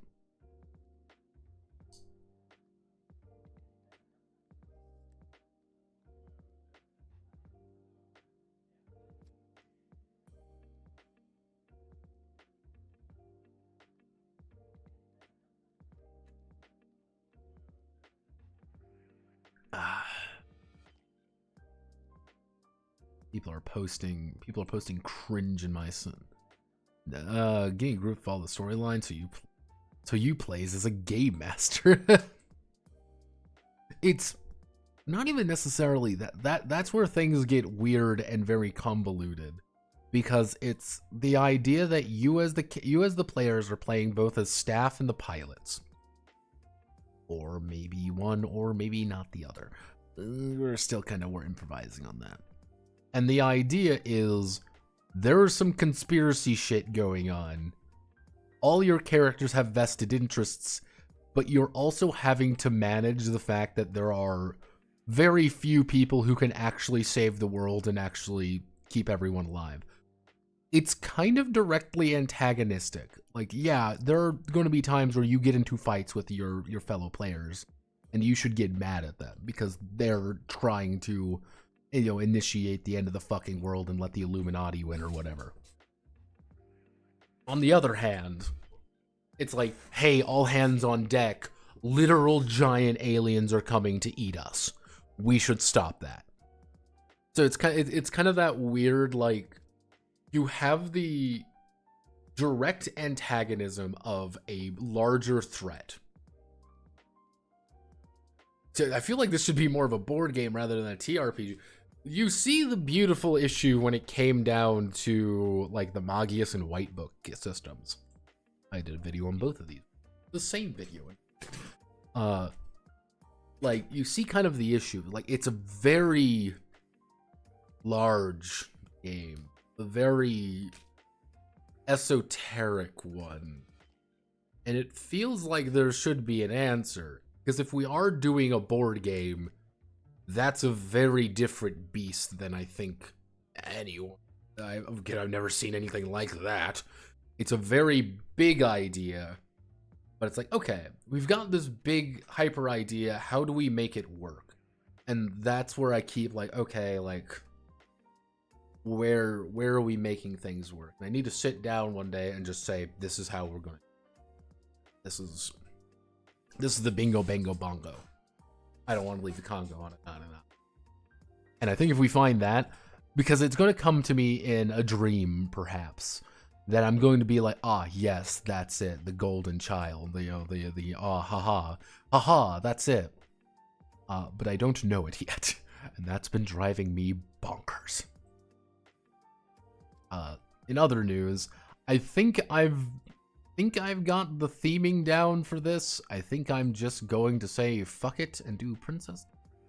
Otherwise known as Animu Girls Wage Holy War against one another. I think that should work fine. Currently, for context's sake, the cruciform is going. Let's just ignore those. I need to rewrite things. I need to sit down and I need to write lore and write things out. That's a pain in the ass. I don't. So that's why. It's a pain in the ass and I don't want to do it. Because if it's a pain in the ass and I don't want to do it, it's a pain in the ass and I'm like, ah, fuck. But yeah, no, that's currently. We have anything else fun and exciting that we need to do right now? Like it's kind of a quiet day. I want to talk to everyone. I think these are fun sometimes. Have little chats between you and me, because I like talking with you all, and hopefully you like talking with me. You know, your magic voice on the internet. As you can kind of see here, again, we've still got all of these games. I need to find a couple that I want to be like, this is I and you, me and you.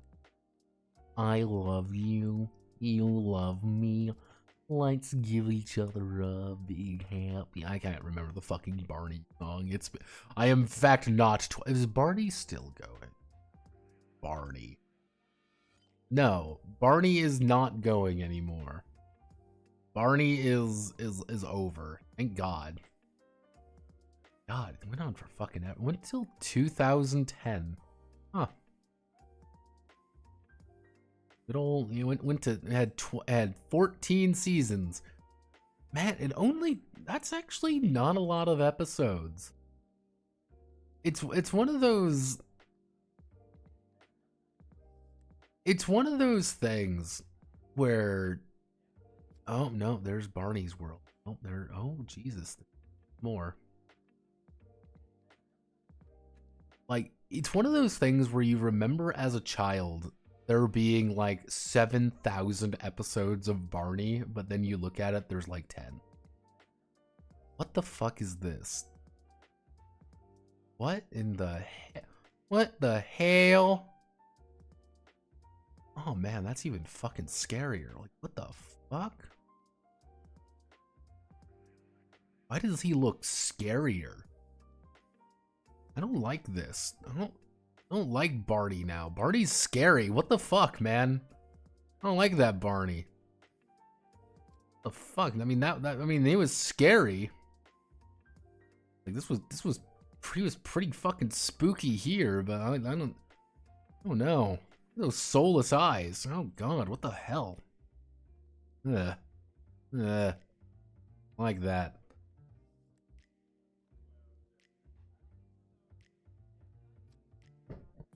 Say big hand, you don't throw a terror. I don't like this. This child, those black eyes were always soulless. Look at him.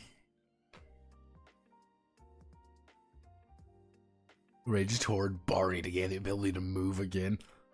Look at him staring into your soul. Yeah, again, people wonder why, like, how all of those, like, analog horror things where it's like, oh my god, look everyone, it's a children's mascot character who's evil and fucked up. Like, people wonder where those came from, and then you see, like, soulless Barney looking at you and the fucking puppet, and you're like, no. That's like the old, we do, Winnie the Pooh, costume, it was, like, show? It was a show. Welcome to the Pooh Corner. That was it. Like, yeah, welcome to the Pooh Corner, everyone. Yeah, welcome to Pooh Corner. Look at fucking Winnie the goddamn Pooh, man. This shit's fucking terrifying. Imagine being a kid and being like, oh yeah, man, I love this soulless abomination that wants to eat my soul. Yeah, this is the thing that I'm in. No, this is disturbing. Like, this is not. No, this is the Winnie the Pooh that tells me I'm gonna die in my sleep or something. Like, no, absolutely not. Go away. To call it the Pooh Corner. Look at 1950s Halloween. Ah, yeah, welcome to the shit corner. The original Charles Entertainment Cheese. Ah, yes, welcome to the shit corner. 1950s Halloween. See, the problem with you say, like, oh, 1950s Halloween costumes, you're going to be like, is this just going to be racism? Like, oh yeah, no, like, fucking, oh no, absolutely not. Ugh. Something about so like the masks and like this shit right here. No, absolutely not. No. If I saw these two kids like coming up to my door, like they're gonna get the bat. Like, no, go home, go away, find God. Maybe this is why everyone hates you. Like no, yeah, exactly. My dad actually did blackface the child for Halloween. Like, yeah, no. If that little kid was like, trick or treat, that kid's getting the boot. That kid is getting like the fucking steel toe and being like, get out of here, you little fucking demon child. Begone. Fuck that. I'm a decent human being. Fuck that, man. I ain't no. Nah, man. That is not how Notepad rolls. Speaking about things that Notepad doesn't roll with, these are, again, this is the things Notepad add-on wants to do. You can actually find this document on the website as always, and these are all things that I want to have happen or I want to do. What we're doing here is we're going to get rid of you, because we don't need you anymore because the JRSD is done. And congratulations, we just have a couple more of these to do. Let's ignore those. There's a couple of these games that I want to make, and some of them, like, I've always considered adding like a thank you or being like, what system do I want? I don't know what to do with some of these. D&D was witchcraft in the 80s. Was that what they wore on Halloween? Like, the thing is, when people talk about like, oh, it's the Satanic Panic, like, it wasn't actually that big. Like, the Satanic Panic is really funny because people like chalk up the Satanic Panic to be like this huge major thing. It really was only big among like a very certain subset of Christians. But those very certain subset of Christians were very vocal about things. People tend to look at things oddly if you have a man shouting from the rooftops about random shit. Yeah, he was a devout Christian. And, but mind you, Gygax was like this guy's retarded cousin. Yeah, like Gygax is such an interesting creature. Like, he is such a unique individual due to so many different things acting.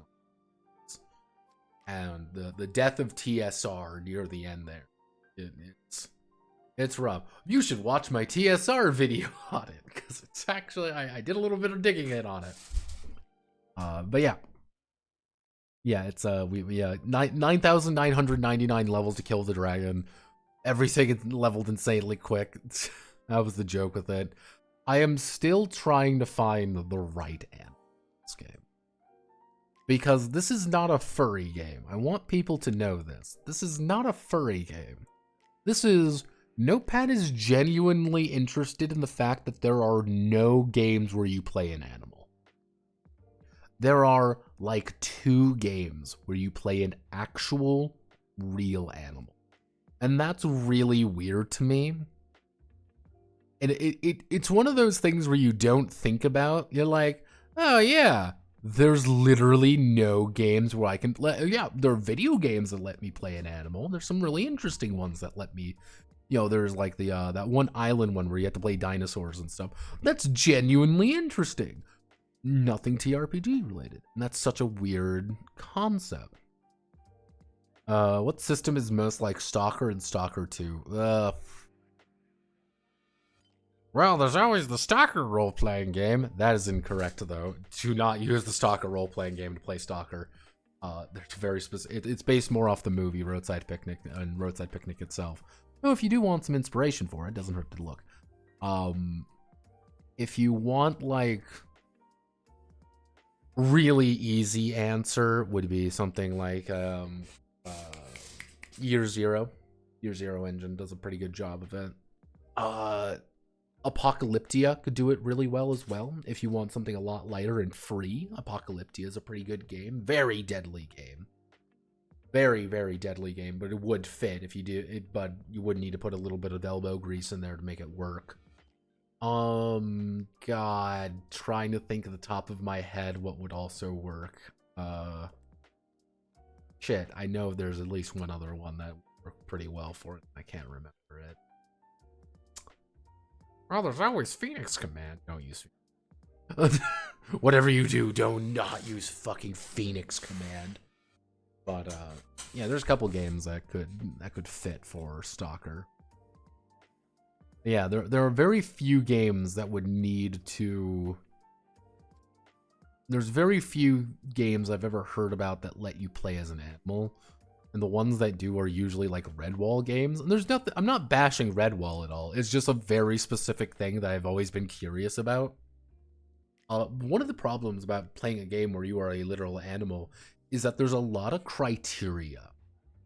That's the thing. There's a lot of criteria you have to fulfill to make that concept work. And one of the big ideas you need, one of the biggest ideas, is that you need animals that are both social, intelligent, and work in groups. And, this is the hard one, are not the top of the food chain. That is a really interesting idea, because if you are not the top of the food chain, you have threats that aren't just, oh, it's a people trying to kill you. And there are, it's amazing how you get those 4 little requirements and then things get really difficult finding like right animals for it. Let's see again, we have Octung Raptor. Yeah, the literal game about sports, otherwise known as Tony Hawk's Extreme OSR grind set. Let's see, where was the one that I've been hunting down the perfect dad game. That one little road in Africa that had a TV show back in 2008. Oh man, I don't remember. But like, there's the dad game RPG. Like, what's a dad game? If you've ever played certain games that are about people doing weird jobs and weird work for weird reasons, that is a dad game. That's what I would want to have happen. Oh, like Zaboomafoo, like the lemur. Man, I fucking love Zaboomafoo. That was my thing, bro. Fucking love Zaboomafoo. That was earlier than 2008. That's way earlier. It's like early 2000. Zaboomafoo. Yeah, that was 1990. Yeah, this was Zaboomafoo back in like the night. Like, it was the 2001. Yeah, like, this was way earlier. Oh. Passed away in 2014. Oh, man. Oh, yeah, they made the Crap Brothers. The TV show in which they were superheroes.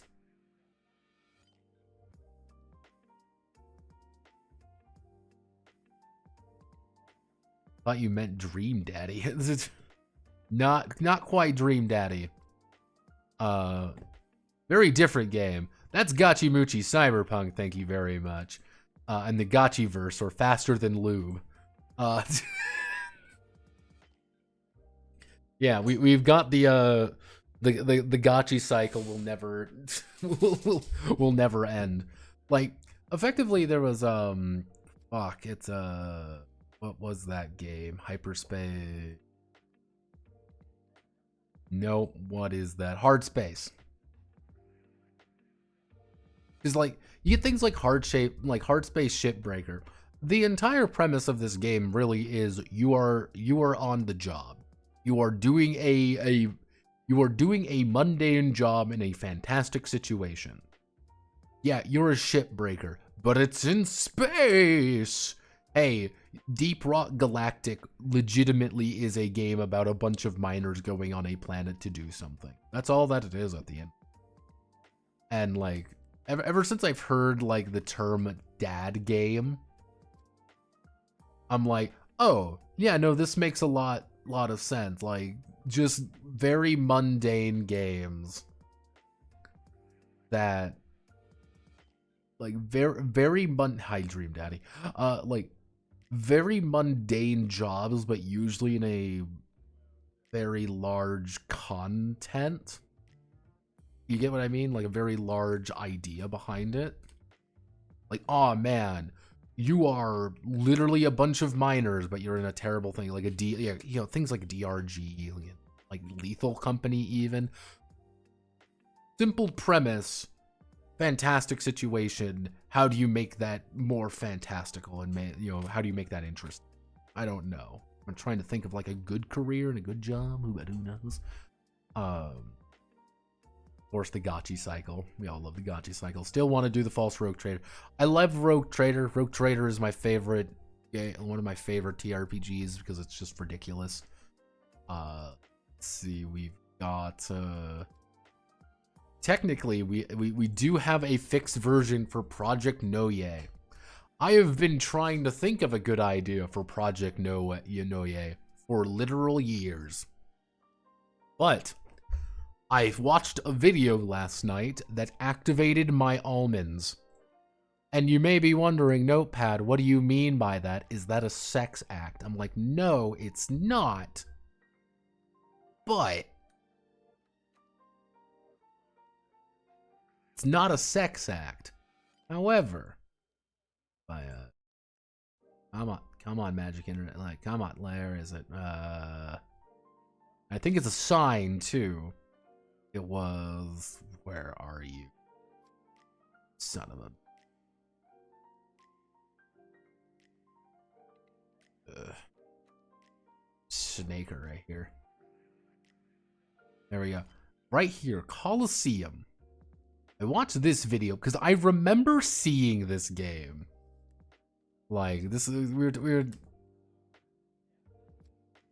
Like we were talking about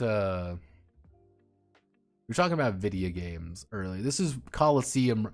I remember seeing this game on the shelf constantly. I was too young to get it because it was an M game, and M games are not good for Little Notepad.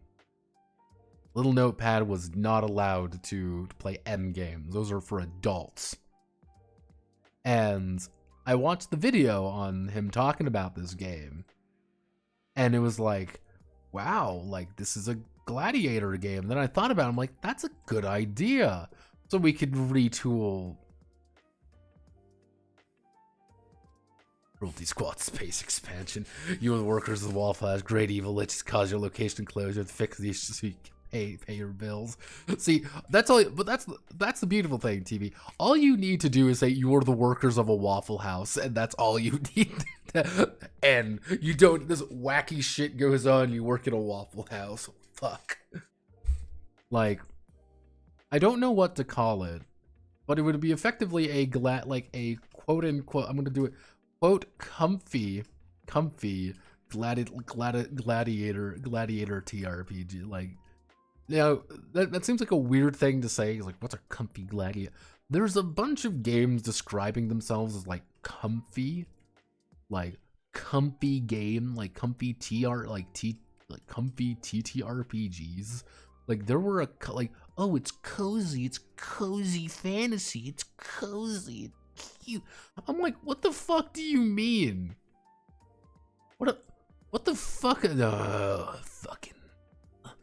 Oh boy, it's Tea Time Adventures? Like, there are a bunch of these games coming out, and I'm like, what the fuck are you talking about? I don't get it. Like, there has to be a bigger reason for this. So my idea was, why don't I make a pastoral fantasy game where you're just a bunch of slaving monsters? That's the thing. Like, that was going to be the entire joke, is like, everyone's happy-go-lucky and everything's great and wonderful. You're just terrible people. You partake in the cruelest business in the world, but everything is like happy-go-lucky and like fucking Animal Crossing. Like, that was going to be the joke of the game.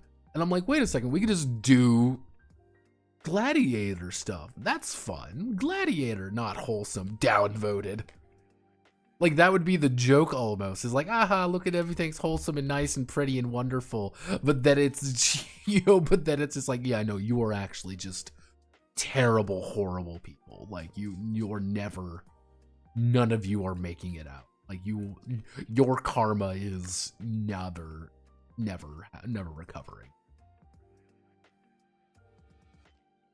Yeah, that's what I was thinking. Like, hey, wait a second, we could do this. And the beautiful thing is, this is the beautiful thing, we can actually already have a system for this. Because one of the things that inspired when I was thinking about this was, I was in the shower, I was thinking about it, I'm like, huh, that'd be what's a Gladiator. And I'm like, how many Gladiator TRPGs are there? Not many, actually. Fun fact, there are, I like a Gladiator, if you look up like what's a Gladiator TTRPG, there aren't actually that many outside of like really early like FGU games. And I mean like early FGU games, like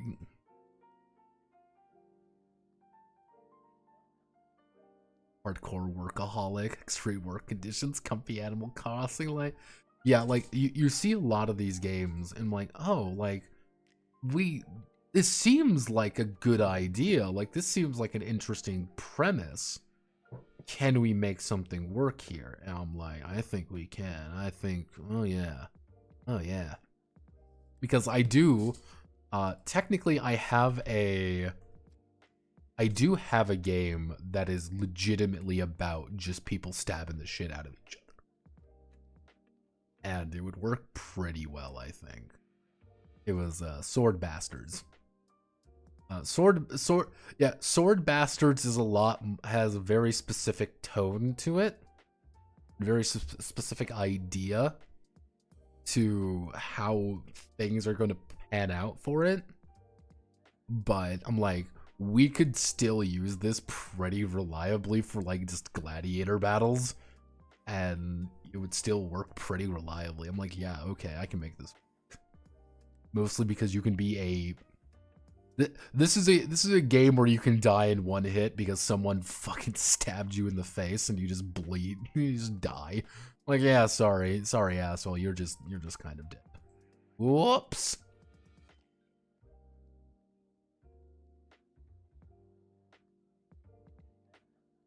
I'm getting a brain blast. Yeah, you see it. You see it. It's a great fucking idea. London Simulator. Yeah, let's see. What would we have any other? Yeah, now the Residence is sure damn evil with a bunch of Jill Sandwich, otherwise known as Besident Evil. Besident Evil, I was thinking about making the Besident Evil. I thought I was going to be doing a LRP system because I'm like, yeah, we can make that in LRPs pretty fucking easy. Like a couple of these, I'm like, okay, maybe we can do this, maybe we can do that. This is literally a to give you an idea, this was a line spoken in a group chat on Discord about wanting to do like time travel stuff. Which was, I'm quantum leaping to fuck your mom. Like, yeah, it's like, oh yeah, we're back. There's a couple of other things that I want to do. Obviously, I've been trying to get cool ideas for card games, like card games, board games, because I want to expand my horizons. Obviously, I want to make board games. I want to make card games. I like Nosgoth. Fuck you. Like, yeah, I did like Nosgoth. I had fun with it. I like Nosgoth. Fuck you. Like, I would like to make games that are not strictly TRPGs, because I feel like that's going to help me expand my horizons more. I'm going to learn more about making games if I make other games that are not strictly inside my comfort zone. Does that make sense? I think it does. I've been trying to think of good ones, but like, this is definitely, again, it's not my wheelhouse, so it's a little bit more difficult for me to come up with interesting ideas for it. So if you ever have any cool ideas, drop me a DM in Discord. I will probably add it to the list because I am desperate. There are no ideas. Brain empty. Trying my best.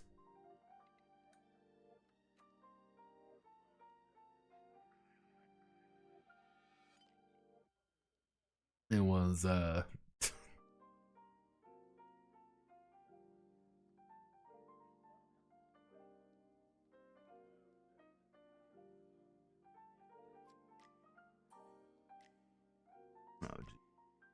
holy shit, that's a lot of peace. Twitch keeps trying to explode, but let me think for a bit. You see, Blade of Darkness, third-person slasher. You can beat an orc to death with his own arm using a deep combat. Blade of Darkness? Huh.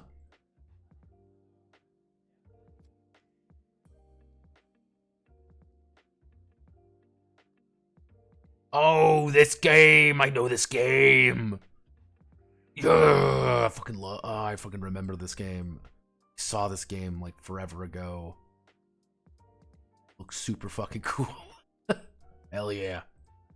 Like, so 25mm scale epic.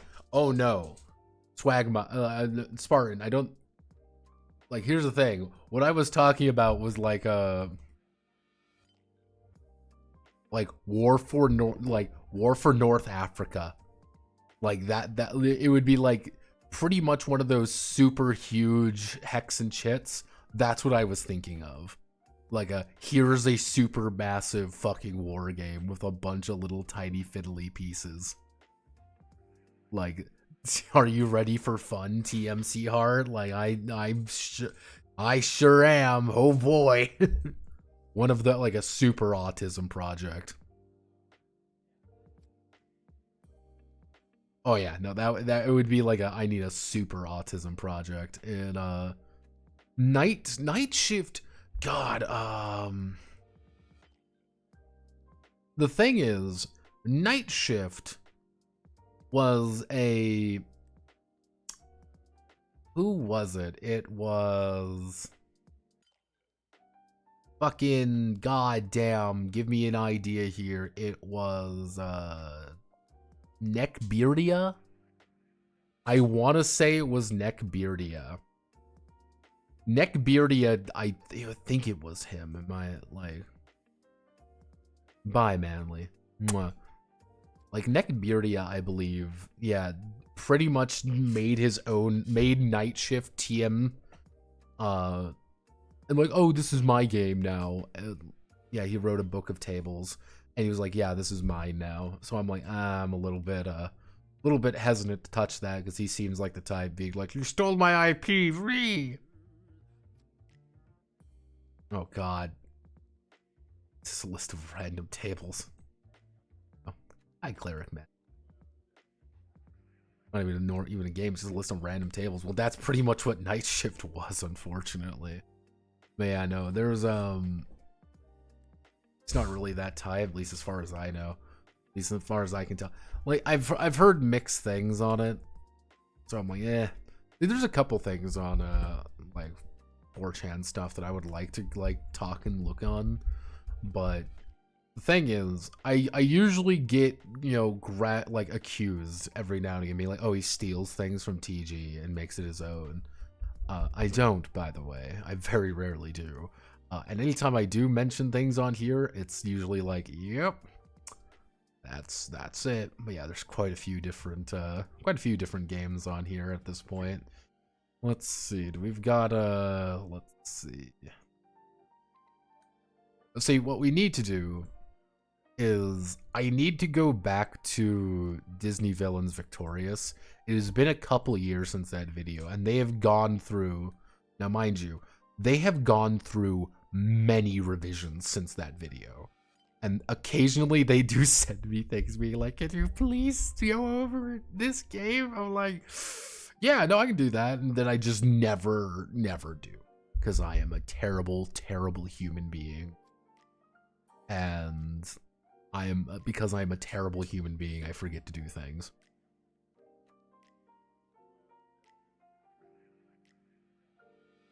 Uh, like, but yeah, no, it's like DVV. Like, I want to talk about it again because they keep expanding things. This is the only game I know to date that quite literally has a game where has a system where, let me see if I can find it. Yeah, there we go. You literally have a system for making your very own musical numbers. Because that's the joke. It's great. I'm like, this is so retarded. I'm in. I'm in. Let's fucking do it. Oh god, there's a couple of these games that are fucking HE. Oh man. Still one of the best racing RPGs ever. Fun fact. Still easily one of the best ones. Oh, they tried to make version 2. Yeah. Yeah, no, there was quite a few different games that popped up on TG. You don't really see much anymore. A lot of the time, let's see, do we even have a homebrew thread up? I don't think so. Because people got gradually madder and madder at me for making it. I think it was like 2 people really. So I said, okay, I'm not gonna post it anymore. And then unsurprisingly, it started dying immediately. It is what it is. Then we have Horace, who decided in his infinite wisdom that he was going to use an old GDG when he shouldn't have. Oh my, oh me. GG is nothing but gooners, D&D 40k, and this is the other game killer anymore. It was basically the non-productive no games people chased all the good posters away, or at least reduced the amount of posts from them. Like a lot of boys. Yeah, I haven't posted on TG in a while. It's one of those things, like, I don't see any threads that are too interesting. I usually check like some of the PDF threads whenever they come up, see if anything good pops up, but I would really like to say that I'm like, oh, I'm an active member of the community. I'm really not. It's hard to be that. I get accused of being a channel. I don't deny.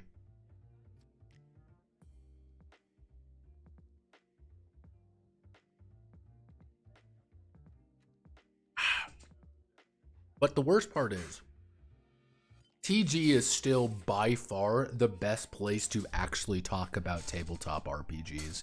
It's a really bizarre thing to think about, but it is still probably the best place to talk about them.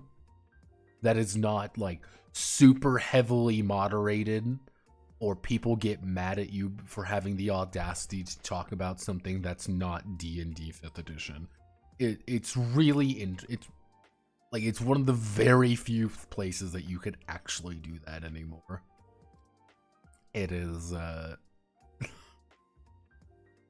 yeah, mind you, there's a lot of gooner, goontastic things, and people are, always getting mad at each other, but at least it's like you do get different you do get different conversations that do pop up, and I do enjoy the fact that different conversations pop up.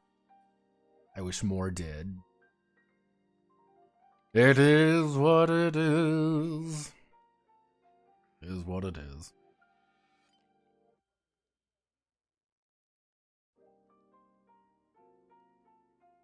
Let's see.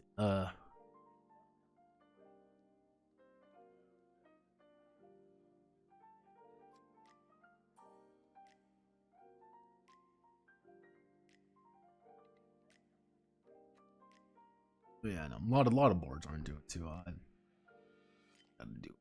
Still debating what to do for next week. The video for next week. People in real life game stores don't want to talk about non-D&D. Well, because a lot of people in game stores just don't stock anything else. Like, that's, if you were to talk to your local game store owner and you were to say, okay, what have you sold? Most likely they're going to be, we sold 5e stuff and we sold like maybe 1 or 2 books of something else. And you'll see books that are on the shelf for months and months and they never get sold. Because no one really wants to buy certain books because sometimes they're big, sometimes they're just annoying. Like, one of the things I want to do with Cruciform in particular is I want to make it pretty small, so I want to make it as small and cheap as possible. So people feel encouraged to buy it and just have it available, because, like, you see some of these massive fucking books. Like, I've seen some of these things. These things are like 500, 600 pages long. Where the fuck are you gonna put a 600-page book? Where are you really gonna put? Nowhere. You're going to put it nowhere. You're going to, like, haphazardly set thing on there. It's changing, though. More people are leaving D&D due to the Wizards fucking up. People are leaving, but how do I want to word it?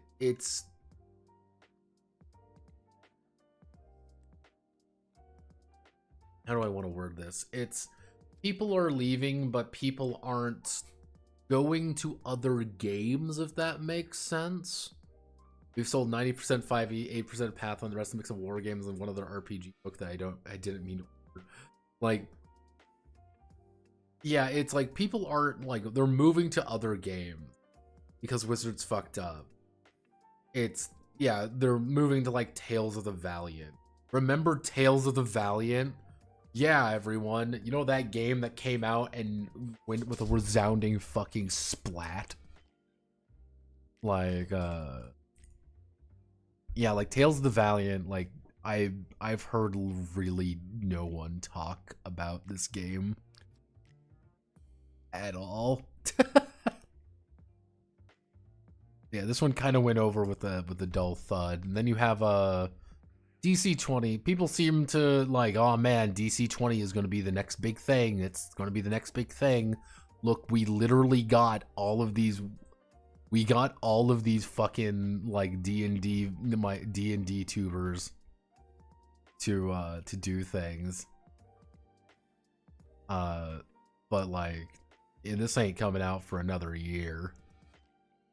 Like, I saw some stuff with DC-20. Most likely I will go over it when it comes out.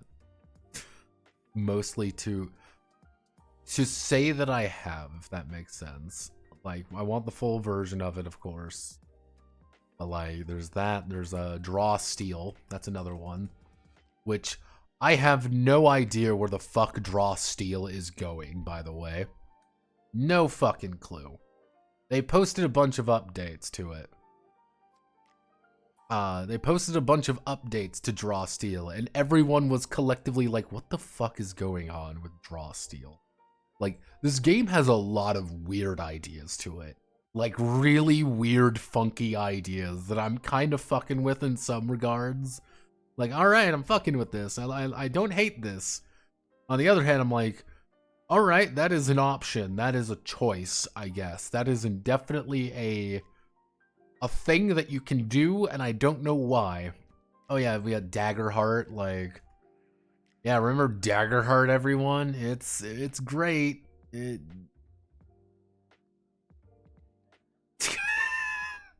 Yeah, Daggerheart came out. Daggerheart is still in open beta. I think it's still, yeah, it's still technically in open beta. This is the latest version right here. It's fundamentally, I do not like this game. It's kind of like you see it like this, like, how do I... There are a bunch of things with Daggerheart that are flawed at a fundamental level, and I do not know why they did that. It's a very bizarre situation for me. And, like, For the Queen, I guess that's one. I think this is a board game, I think. I don't... Yeah, I hated all the stupid boxes. Daggerheart had so many ideas at once. Like, that's the thing. Daggerheart had a million ideas. And I don't know why any of them were there. But then, again, to me anyway, it clicked. I had an audible click in my mind when I was going over it and was like, wait a second, this is for actual plays. Because every single part of that game is built for an actual play podcast with a professional crew and someone in your ear to tell you how to do things. It's really interesting. I do not get how someone wouldn't... I do not get who it is for. But then I realize it is for Darrington Press, and Spencer Stark is a hack. And anytime I see his name, I make sure to tell him that he is a hack. But being able to say no to death really adds to that. It's the fact that it's like 9 million years to die, but it's also its own like convoluted like method of protecting yourself, but there's like 16 other the fact that there are like 4 boxes you have to potentially like, you nick multiple little boxes to do anything in that game. It's such a weird fucking game. Yeah, there's a lot of these like, we're gonna be the ones to kill. Well, I'm gonna be the one to kill D&D 5e, and like so many of them are saying these things, and either it's, well, we're making D&D 5e but better, or it's like, we're making something completely fucking insane. I'm like, all right, I'm in. Like, Draw Steel is going to be interesting when it does come out. I am fundamentally interested when/if Draw Steel ever comes out. I want to go over that. I want to talk about that game because I'm interested in it, because there's a lot of ideas in that makes me debate the finer points of my life. Then you look at something like Daggerheart, where you're like, man, this game sure is something. This game sure, yeah, the Halo killer. Oh, don't worry, I'm the Halo killer. Like, the thing is, oh god. The thing is, you can't kill D&D at this point. I've talked about this. You cannot kill D&D. And this is not like your game sucks because you aren't making a D20 fantasy slop RPG. You can't kill D&D because D&D is so big, it's so massive, that it's not even a game anymore. It's a lifestyle, it's a brand, it's a franchise. And it's such a weird thing to think about. And I think that's why like no other game has really been able to crack it, if that makes sense. No other game has really been able to ever get beyond it in that way, because D&D is a franchise. You can buy D&D branded glasses, D&D branded books, there's D&D video games, there's D&D shows. Every cartoon makes a fucking little video as the episode where they play D&D or whatever, but it's not, it's that they don't play like fucking Shadowrun or whatever. It's not the US. Like, and even like you see in other countries, like Europe, for example, because we went over the Dark Eye, actually, Dark Eye 5th edition. Like, Dark Eye is not doing too hot in Germany because the Dark Eye went through a lot of issues, and it's not really like, oh, this is Germany's biggest RPG. Not really anymore. It's mostly 5e now, the D&D 5e, because they kind of dropped the bag a little bit on that one with a lot of transferring of titles. And you don't have another game that can really, to quote Civilization 5 a little bit, you need to get people to wear your blue jeans. Everyone wears D&D blue jeans. My mom knows what D&D is. When you explain your hobby to someone, you can probably shorthand it to, I play games like D&D. And someone who does not know what any of this shit is, knows what you're talking about. oh, it's like, no, it's like that. Like, yeah. That is what I mean by, like, D&D is like this impossible thing to kill. Because it has such a cultural sway to it. Everything you do in D&D has, not even do in D&D. The concept of D&D is so universal. The premise behind things, the ideas, popularity. Like, let's not kid ourselves here. Baldur's Gate 3 was a huge game. And Baldur's Gate 3 won a bunch of awards, and millions of people played fucking Baldur's Gate 3. Because it's not necessarily because it's D&D, but because D&D branding was on. People saw that. People wanted to play D&D. You can play Asterion on Beyond D&D. You can play Lae'zel on D&D. You can do these things. You see that D&D TM, and that's all that matters. Like, you get certain countries that's not really a big thing, but then you get others where I think a lot of the thing with a lot of these other games, what they're trying to do is they're like, well, we can eat the market of D&D inside of the tabletop RPG sphere. And, like, that's not the point. Like, that's not the point anymore. Like, D&D is going to constantly win because people know what what D&D is. Normies, quote unquote, know what that is.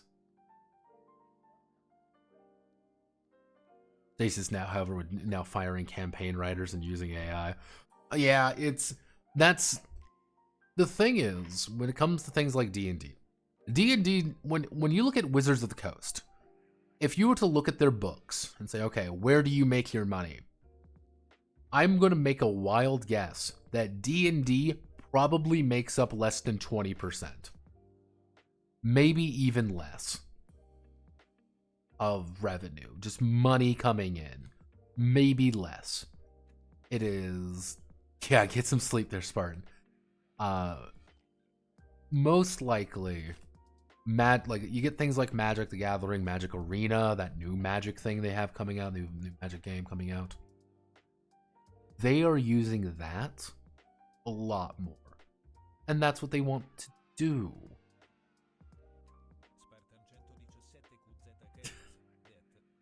You toaster Diaz. Like, that's what...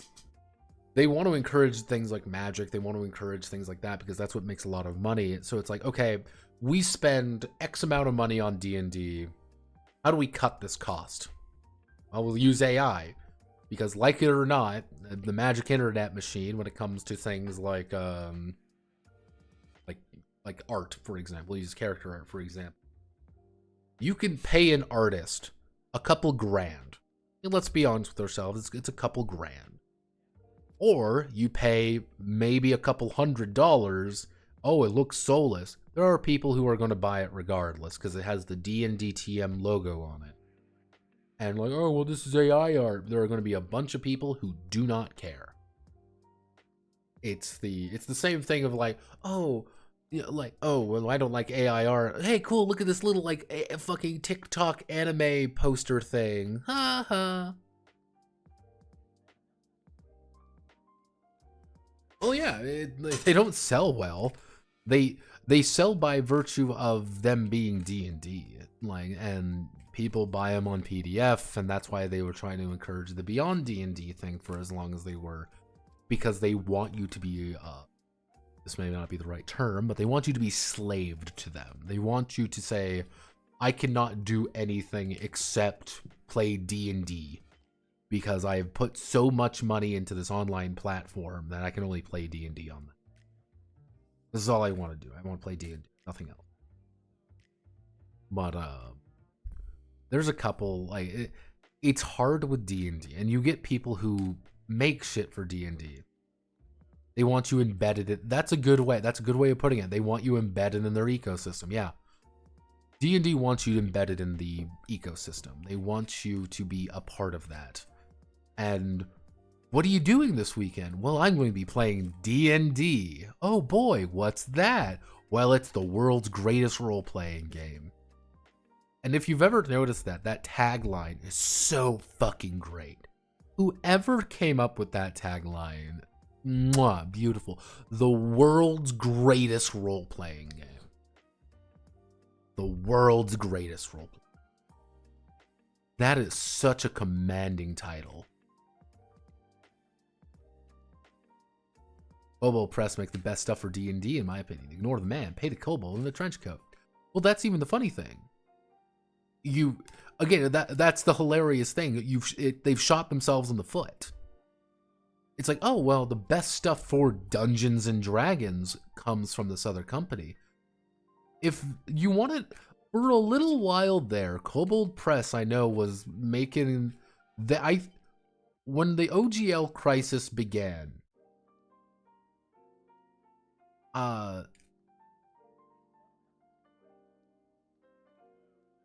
When the OGL crisis began, there was a few minutes where Kobold Press was about to fold. They were ready to fold because they damn well know that they exist because of D.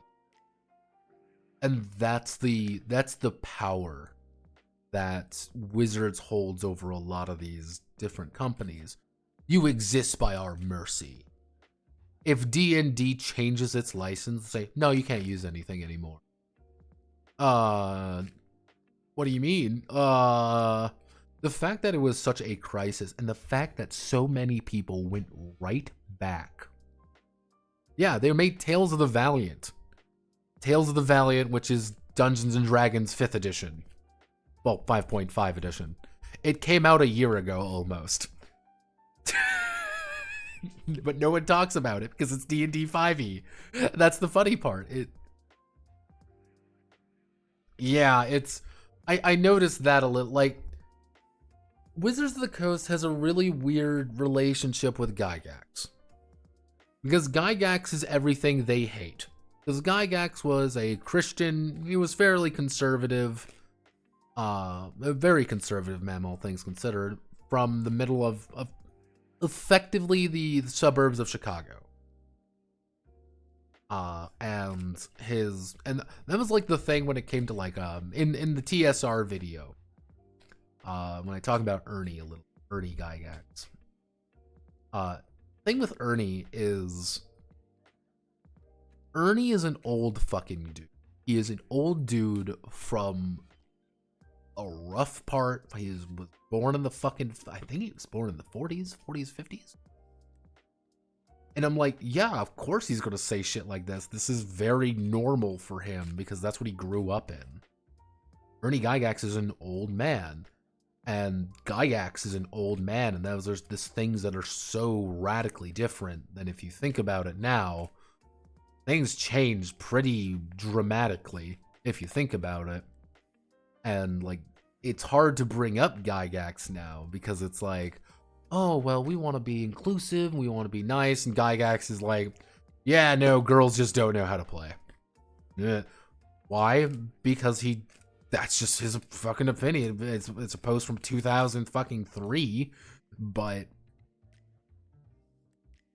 that's kind of the issue, because Gygax was from a different time. He had some very particular things, and obviously girls can play D&D. There's nothing wrong with that. Just didn't have a good experience with him. They're like, nope. They didn't care for it. I don't care either. But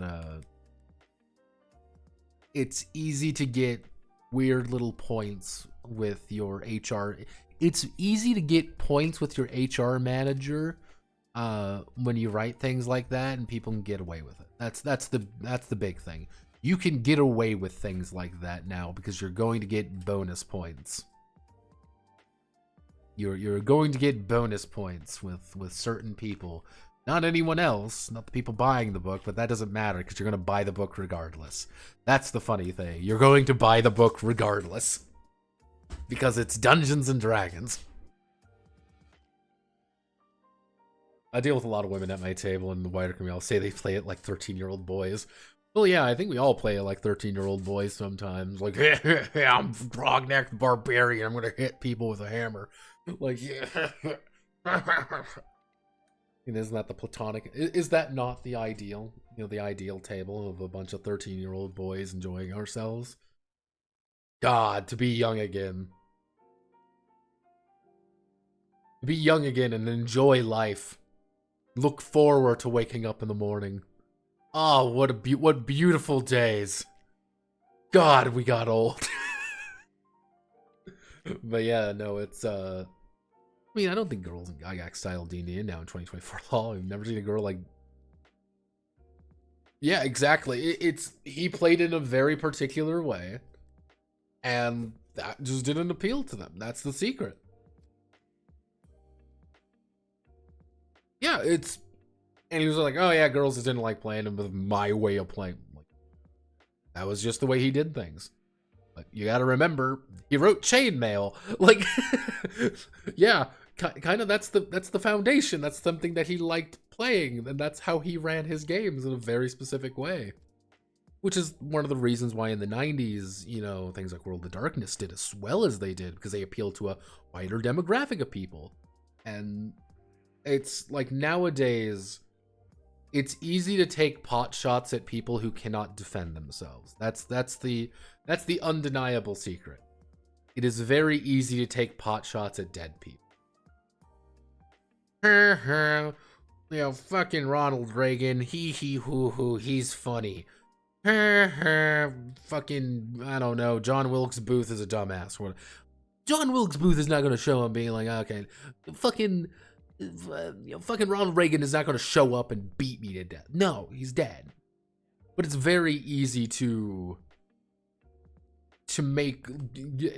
get good boy points on people who cannot defend themselves. Don't know why. Literally all they needed to do, all you need to do is say, hey, these are the people who made the game. Things have changed over the years. And, you know, people are still loving the games that they made 50 years later. Isn't that cool? Let's talk about tabletop role-playing games and playing elf games. All you needed to do. And if you want to have a bigger, deeper history on it, you don't really need that in the core book. That's kind of a fun thing to put in. You know, it's just like, yeah, here's kind of like maybe a special edition. Maybe you can put a little thing. Or you can watch things like Secrets of Blackmoor. A really good, really good thing on that very early history of D&D and such. Especially with Arnson's perspective. David Arnson's such a... If you want a man who is got cucked out of fame, it's David Arnson. But yeah, that's just kind of the unfortunate reality behind things. People are cruel, Jack.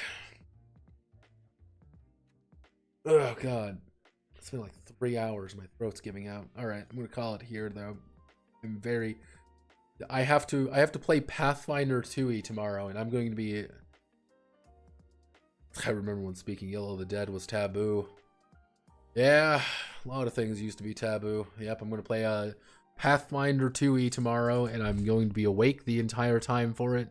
And I'm going to pretend I'm going to be having fun. I love Pathfinder 2e. It is a fun game for the whole family, and I love it so much. There is nothing wrong with Pathfinder 2e in any remote capacity.